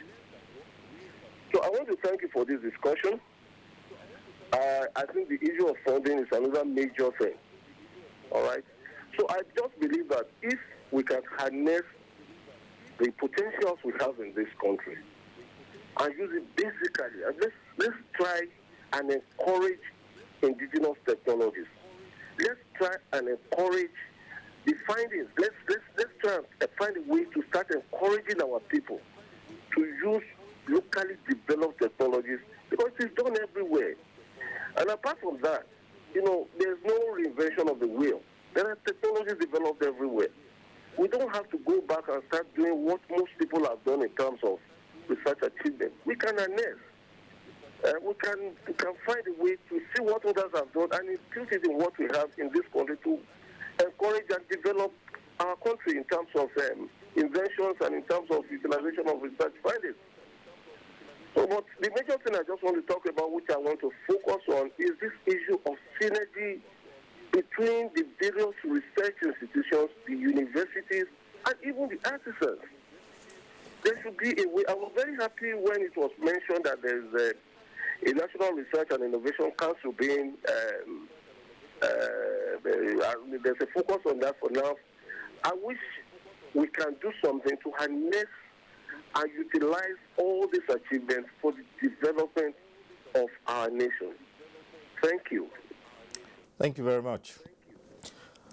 Well, the issues are clear now. It's what step to take to begin to harness this potential that everyone has so talked about and to drive the other side of it, which is basically what was referred to as the patriotic spirit of not just even the manufacturers of utilizing locally made technologies, but of the general public who tend to see inventions, local inventions with some bit of skepticism, preferring to take what has been made out there. How can we begin to turn that around? Well, thank you. I absolutely agree with Shogun in all his suggestions. What I think, in my own opinion, is the other speaker had said it, we need to be a little bit patient. When the National Research and Innovation Council is got the legal framework, the National Research and Innovation Fund would be there. And this fund is expected to move some of those technologies from the level we have to the next level. And this same fund is expected to fund critical research in our universities, in our research establishment, in our polytechnics. What is important is we have to come out as a system to have a goal. This is where we are going. And if any of the manufacturers feels maybe what we have is not good enough, he prefers to go outside and import. Let's put a very heavy tariff. Okay. That is a language. I could remember when the recession started, quite a number of them started looking inwards. And that recession has given us an ample opportunity. If the recession was not there, probably that lake rise wouldn't have come into being. The lake rise has come into being because of recession. We are making fantastic foreign exchange earning in the first 13, 14 years. But we didn't develop the agriculture, we didn't develop other sectors. But now the money that is coming in is very scarce. So there is no option for us than to look inwards. We have very intelligent Nigerians. We have capable people who could translate the raw materials we have to the level the manufacturers would use. So I feel maybe as Nigerians, we have to be patriotic. And we have to appreciate what our researchers are doing, give them all the support.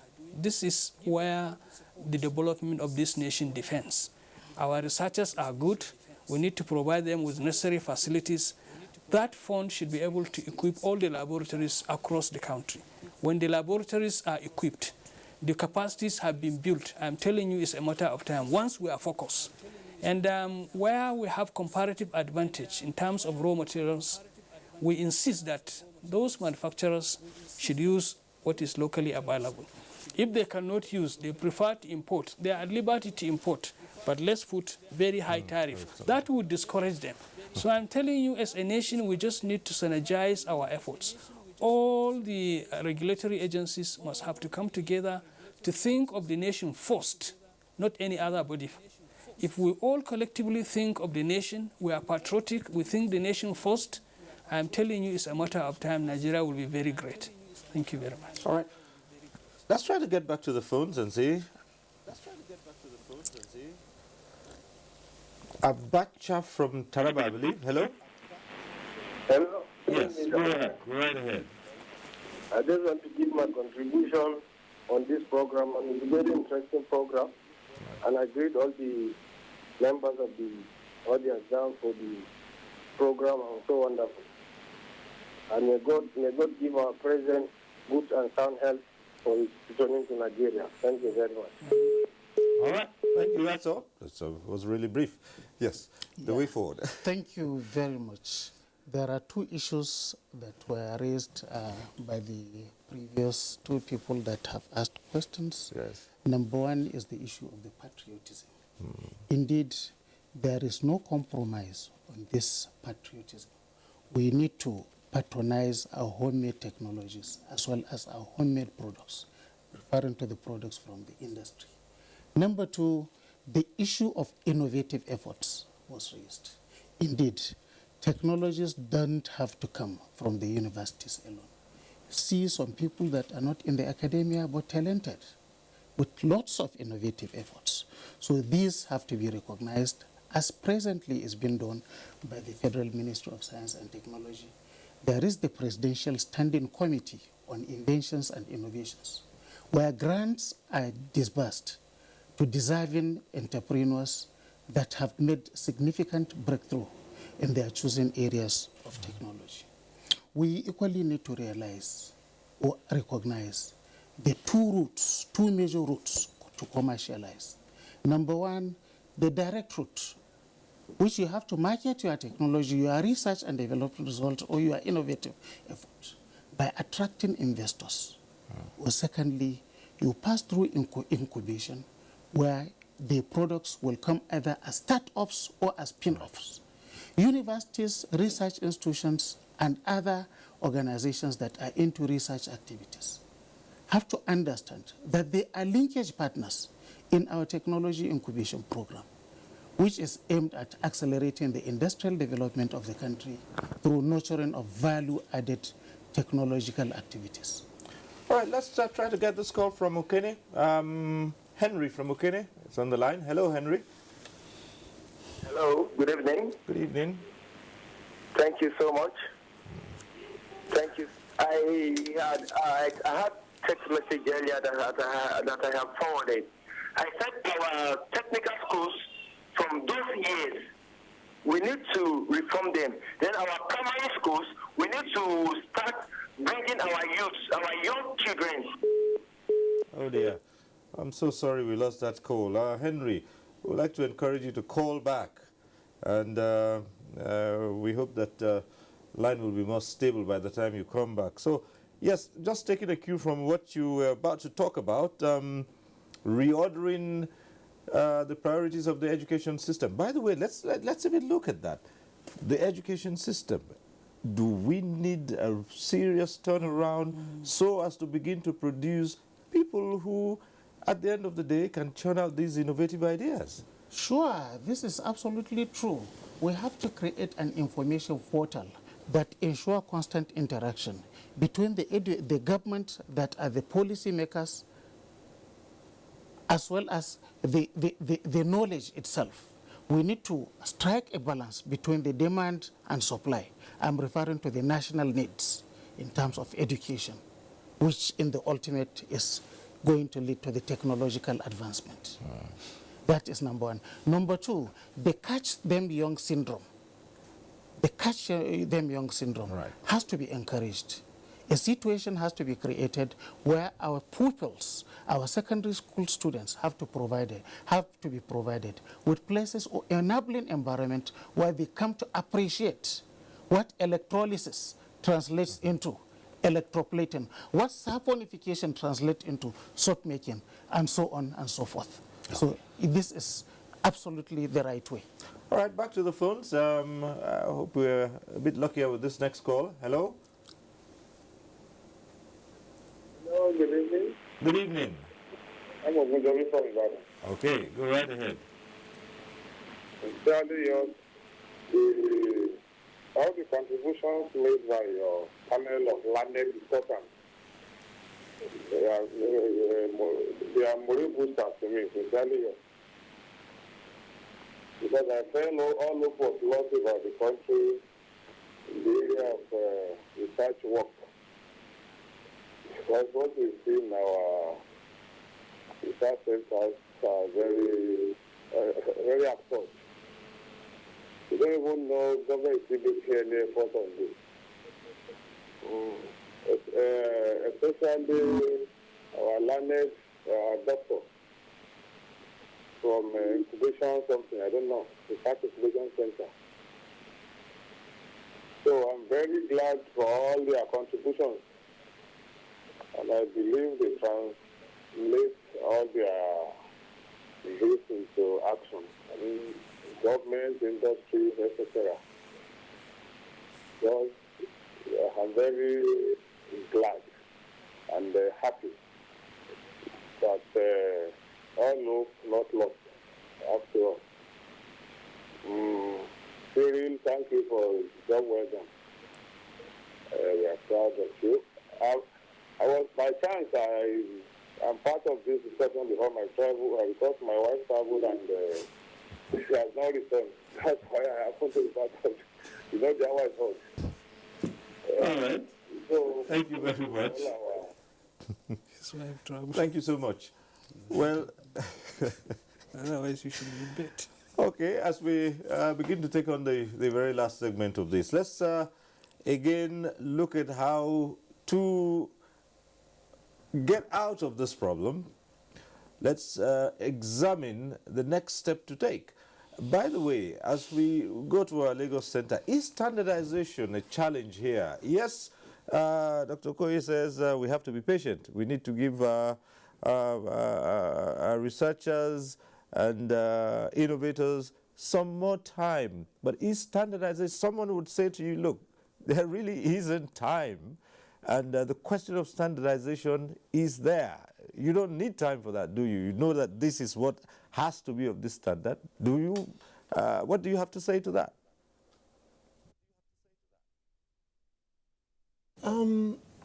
I'll tell you that standardization is the center of success as far as manufacturing is concerned. It's a very important aspect of regulation of any form of manufacturing. And it's good to know that standardization has to do with all aspects of life. Without standardization, there will be no quality. And quality is what people are after.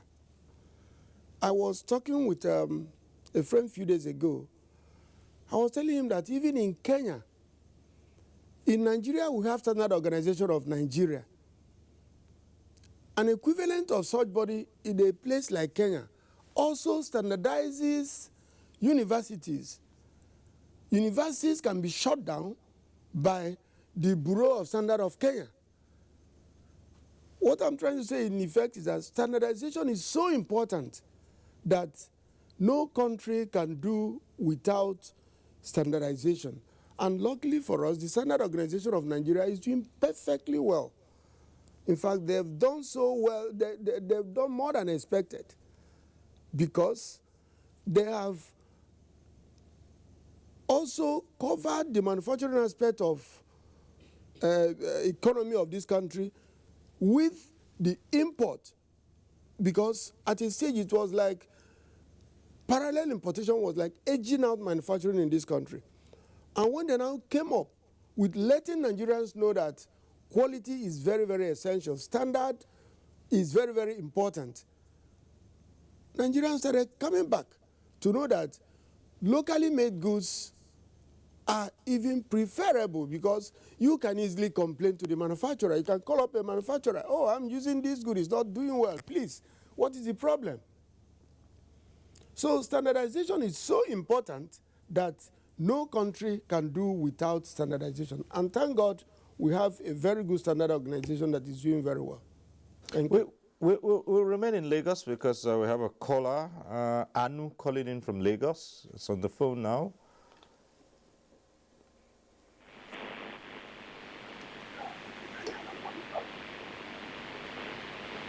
Hello, Anu, are you there?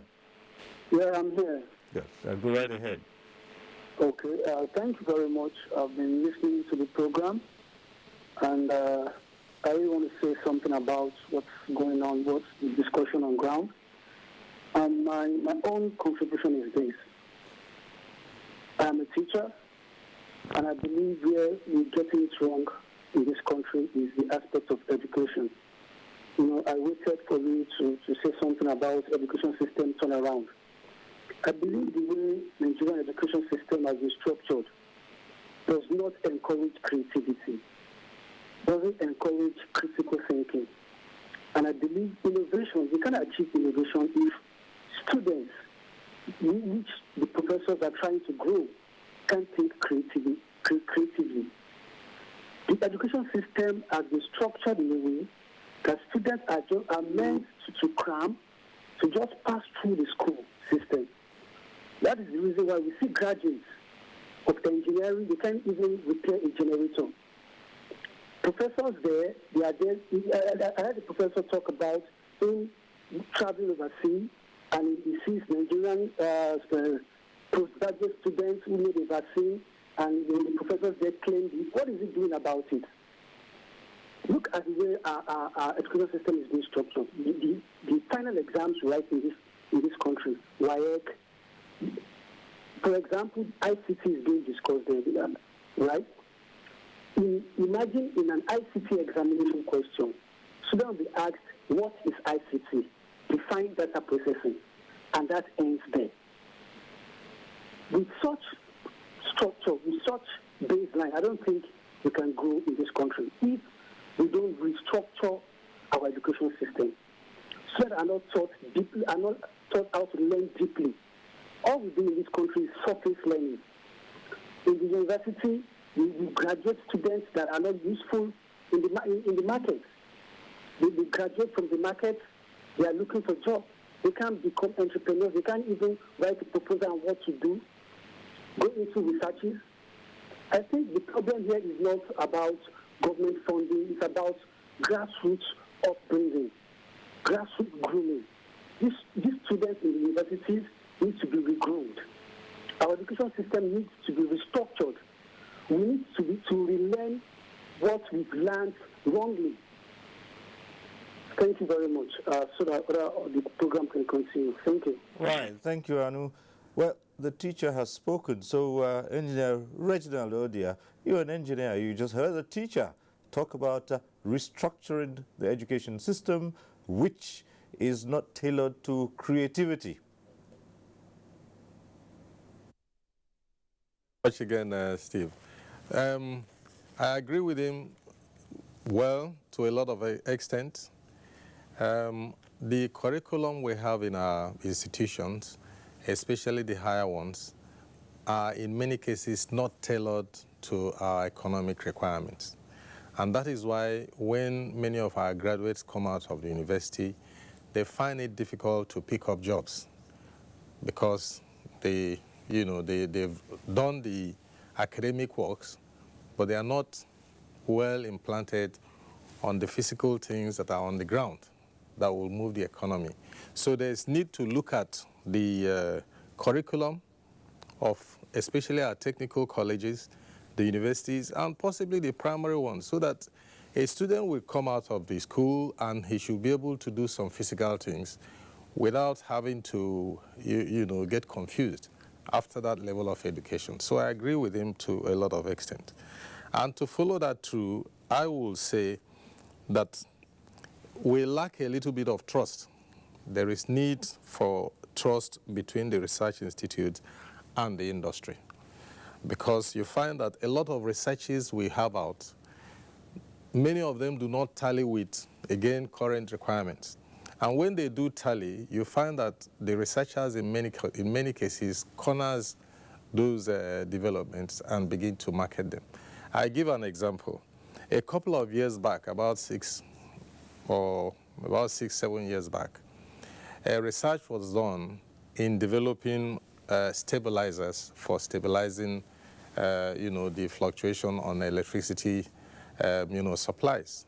And as soon as this research was done, instead of going back to the industry that encouraged that research, it was hijacked. And at the end of the day, the fellow that encouraged this research had to continue the importation of these stabilizers rather than taking from what he has, put in effort on research institute. So there's need for that level of, trust. And then the other one also that is important is patriotism. We must be able to consume what we produce, and therefore patronizing made in Nigeria product is very important, because that's the only way you can begin to say the research needs to be done, and one will lay out money on that research because he sees the market and he trusts that market that he will get a return. When you put in so much money into research and at the end of the day, the thing got swept off because the market is not there, then it becomes unfortunate. So government policy is very important, that we need to set policies that must have some level of control on our consumption. The other one is even the attitude to so many things. I'll take electrical electronics as an example. You take fluorescent tubes. Only some 6-7 years ago, we use and consume the linear fluorescents that are 2 feet and 4 feet and sometimes 5 feet. And within time, we changed from that to compact fluorescent, which is the smaller ones that are energy saving, and we all went into it. And before we would even, say Jack Robinson, we are now talking about LEDs. And these are happening in such a short time that even the local manufacturers, before you begin to change your machine from this to that, you're already swept off. So policies must be on the ground to support processes of change, because technology, as you know for now, is not resident with us. It is actually a situation that, we have to import most of the time. And therefore, there's need for support to ensure that there's a flow, in these areas. So that's why I say I agree with him completely that there's need to change the curriculum. There's also the need to have trust between the research institute and the, the industries, and then the need even to go beyond that and set up a relationship, as my colleague said, a symbiotic relationship between the research institute, especially the academia, and the industry, where you meet from time to time to discuss local requirements in terms of economics and, what to do with the findings and how to apply it, so that industries will come up with issues that they need, research is done, and along that line it moves on, and there is support, so that even, we don't, they don't get swept off as a result of changes that are taking place within the, the world economy. So we need that kind of support where government will say, yes, this is the direction we are going, and we must take time to understand that before we move into the next stage. So that's my feeling. I agree with him. There's need to look at the curriculum. Right. There's also need to have more relationship between the research institutes, the academia, and the industry, especially the manufacturing sector. Let me just stay with you on another aspect of restructuring the education system. I think it was Dr. Okoye who spoke about the students' industrial attachment. And anyone would tell you today that that hasn't been successful in the last 10 years.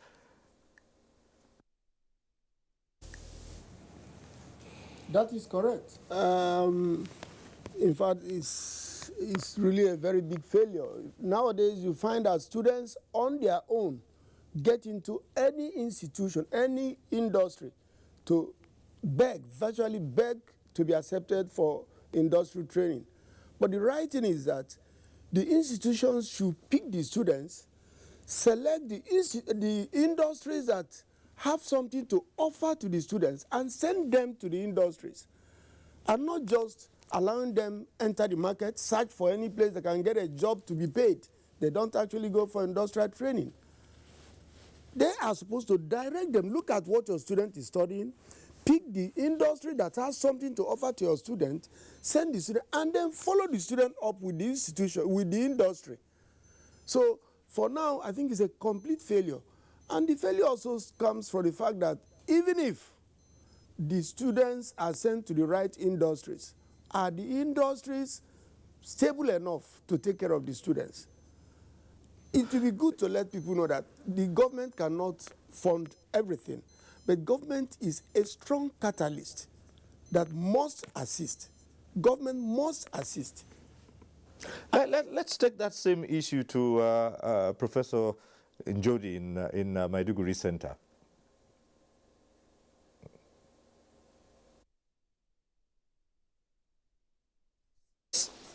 Cyril, the question here is, are we sure that the curriculum that we have now is not working? To me, the answer is no. What is there is, I believe, I go the way of the earlier speakers who say we need patience, we need patriotism. I want to add discipline. What is there is you need to allow a system to mature, to be able to see the results. And if the patience is not there, you begin to change them every now and then. At the end of the day, you keep on changing, you don't see results. Academic or maybe educational systems will need to mature for some time. I recall from independence to date, indeed, some of us may be losing count of how many educational systems we have changed. Each one, it will only work with a particular system of government, a particular set of government. After the government, another one comes and then change it. That way, we won't go anywhere. As it is now, we have gotten everything in place. We have the universities, we have the polytechnics, we have the monotechnics, we have the colleges of education. Then which other system are we talking about? Each of these ones have a particular set of curriculum that it will follow. Now, one fundamental issue that is likely to cause a problem for the nation in the near future is where we now take those who are the least to be the ones to teach in the classrooms. That is the problem. You are now taking somebody who does not know so much to teach, and then the result is you find people who don't know where to go to. They cannot differentiate between their left and the right.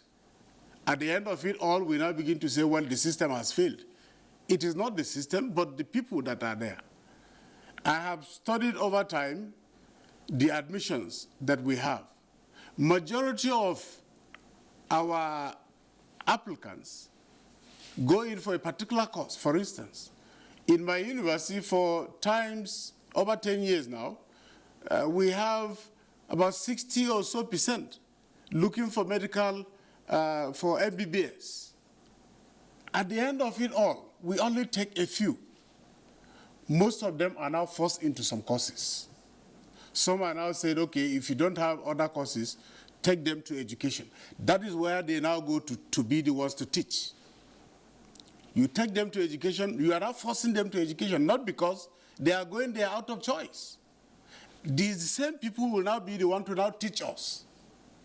And we expect a curriculum to bring out people like that and give those results. There's no results that will come from that. And that's why we have to now come back. If it means giving special incentives to people that will go to teach, let's give them, so that the best will look for teaching job. Then that way we have the best in whatever we are doing. But as it is, of course, I don't know. The curriculum as it is, I don't see anything wrong in it. It's a matter of allowing it nurture for some time, and let's see where it goes. Otherwise, we keep changing. Thank you very much. All right. Well, you had the issue at stake. The first-class students, they go to the big corporations, the oil companies, and the other ones end up to teach the next generation. Yeah, I think it's a structural problem we have, and in my own opinion, we need to do some kind of adjustment, not total overhaul. Mm-hmm. We look at situation, assess it, and see the reality on ground. I absolutely agree that we lack graduates who have skills. And if you are able to impart skills on our graduates, even after they graduate, even if they don't get a job from the government, they have skills, they can use the skills to get employed. But unfortunately, we have neglected our former craft schools, our technical schools, and these are areas where we acquire skills. And most of the skills now, I'm afraid to say, we are getting them from polytechnics and what have we. But unfortunately, as one of the speakers said, we care more about certificate. A graduate from polytechnic, we don't equate it with a graduate from the university. Even if he has or she has skills, you understand? What we should be after is, yes, after teaching the students, they graduate, what would be their contribution to the development of the society? If you go to the manufacturing sector, you discover that they've been complained our graduates are not very skillful. Where do we generate these skills? These skills should be generated from polytechnics, from craft school, from technical schools. You understand? That is where the needs are. And a lot of them don't have the hands-on training too, because even the scheme that you have in place to let them get that, you just heard that some of them have to go and beg to look for places. I think the private sector are not having the system. I'm telling you. What the doctor said, the university should fashion out which of the industries to send their students for IT. Even if they do that, by the time they send them, they reject them. You understand? So we are really at a crossroads. We need to come with a very strong national policy that would, like I said earlier, carrot and stick approach. Look, you are in the system, you are making money. You have a social responsibility to impact knowledge on our younger generation, because that is the future of the country. Where you deny them to have access to your facilities, where you deny them to have to further develop their skills in your industries, you are not helping the system. So in my own opinion, we talk on standardization. You see, we should be mindful of this standardization issue. The advanced countries are moving at a supersonic speed, and we should not be any illusion that we will catch up with them. So if we cannot catch up with them, we know our standard. What our industries are able to produce is what we should consume. And we don't allow our borders to be porous so that any kind of product is coming into the system.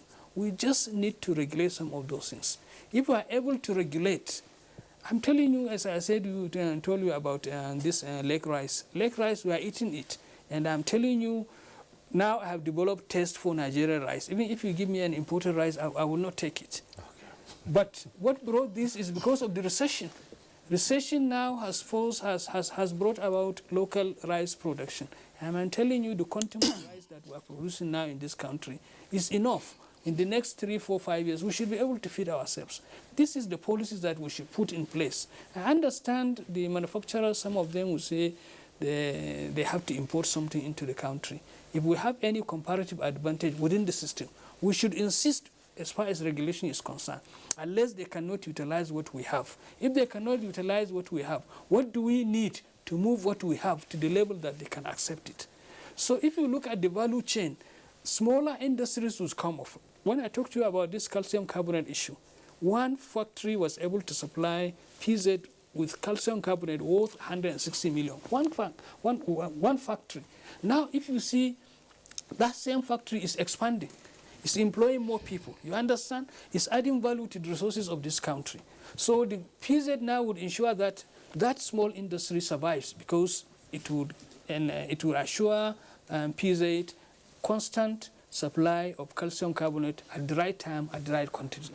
So if we just have to insist that every other manufacturer that he has raw materials that he can source locally, I think we should encourage them. We give them incentives, and they should do it. They are helping the system. Thank you very much. Dr. Jibrin, your closing comments. Thank you very much. Number one is on the skills. I am happy that the academia are now speaking with the industry. I am happy to have noted that a lot of fora have been organized between the academia as well as the industry. But that mainly was discussing about research to the market. This time around, this kind of interactions should be extended to the industry in the area of skills acquisition, towards ensuring that our students are adequately equipped. At this juncture, I must mention that in our technology incubation centers, we have a policy. We do not reject any student on industrial attachment. We do not reject any youth corps. And we do not reject any person from the academia coming to upgrade his knowledge in the area of the industry. On standardization, we have SON, we have COREN that have been backed by laws. Most of these laws, indeed, were enacted quite a long time ago. I think there is a need, based on the current situation in the country, to update these laws. Other code of practices are there. And when you look at the products from my experiences in the technology incubation centers, we are encouraging entrepreneurs, the startups and those coming from the spin-offs, to even translate the levels in the Francophone language, because considering the perimeter of Nigeria, which is over 4,600 kilometers, almost equivalent distance from Abuja to Madrid in Spain. If we have the Niger, Cameroon, Benin Republic, and so on and so forth, coming into the country to understand the kind of products that we produce in Nigeria that are labeled both in Anglophone and Francophone country, definitely some of our products, or many of the made in Nigerian products, will fraud at least the African market. Thank you. All right, and it is on that note, we'll say our goodbyes and thank our guests for having come on this program. From our Lagos Center, we'd like to say thank you so much to Engineer Reginald Odia, Chairman Economic Policy Committee of the Manufacturers Association of Nigeria, and Dr. Ifeanyi Okoye, Chairman, CEO of Juhel Pharmaceuticals. We thank you for being on this program. Thank you very much. Thank you. Thank you. And going over to our Maiduguri Center, we say a big thank you to Professor Ibrahim Abubakar Njodi, the Vice Chancellor of the University of Maiduguri. Prof, thank you for availing us of your knowledge. Thank you, Cyril. Thank you very much. It's quite an opportunity. And to my two guests here in the Abuja studio, Dr. Azumi Mohammed Ibrahim, Director General, NOTAP, that's the National Office for Technology Acquisition and Promotion. Thank you. Thank you very much, sir. And Dr. Mohammed Jibrin, Director General, National Board for Technology Incubation. Thank you. It has been a great privilege. All right. Thank you, sir. And to you as well, thank you for being part of this program. Next week, we'll be back with NTA Tuesday Live. I'm Cyril Stover. Bye for now.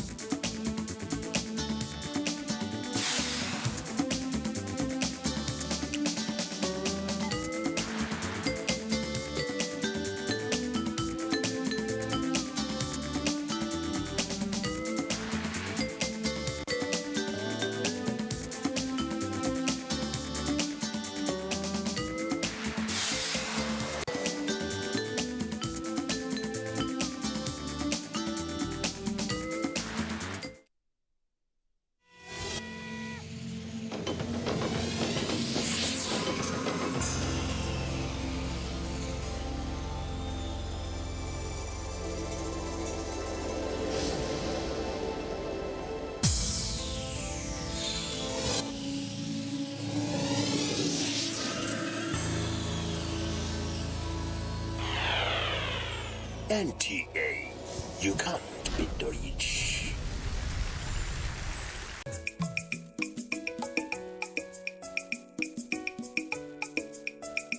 Our programs are getting better and fresher. And it's because we are thinking about you.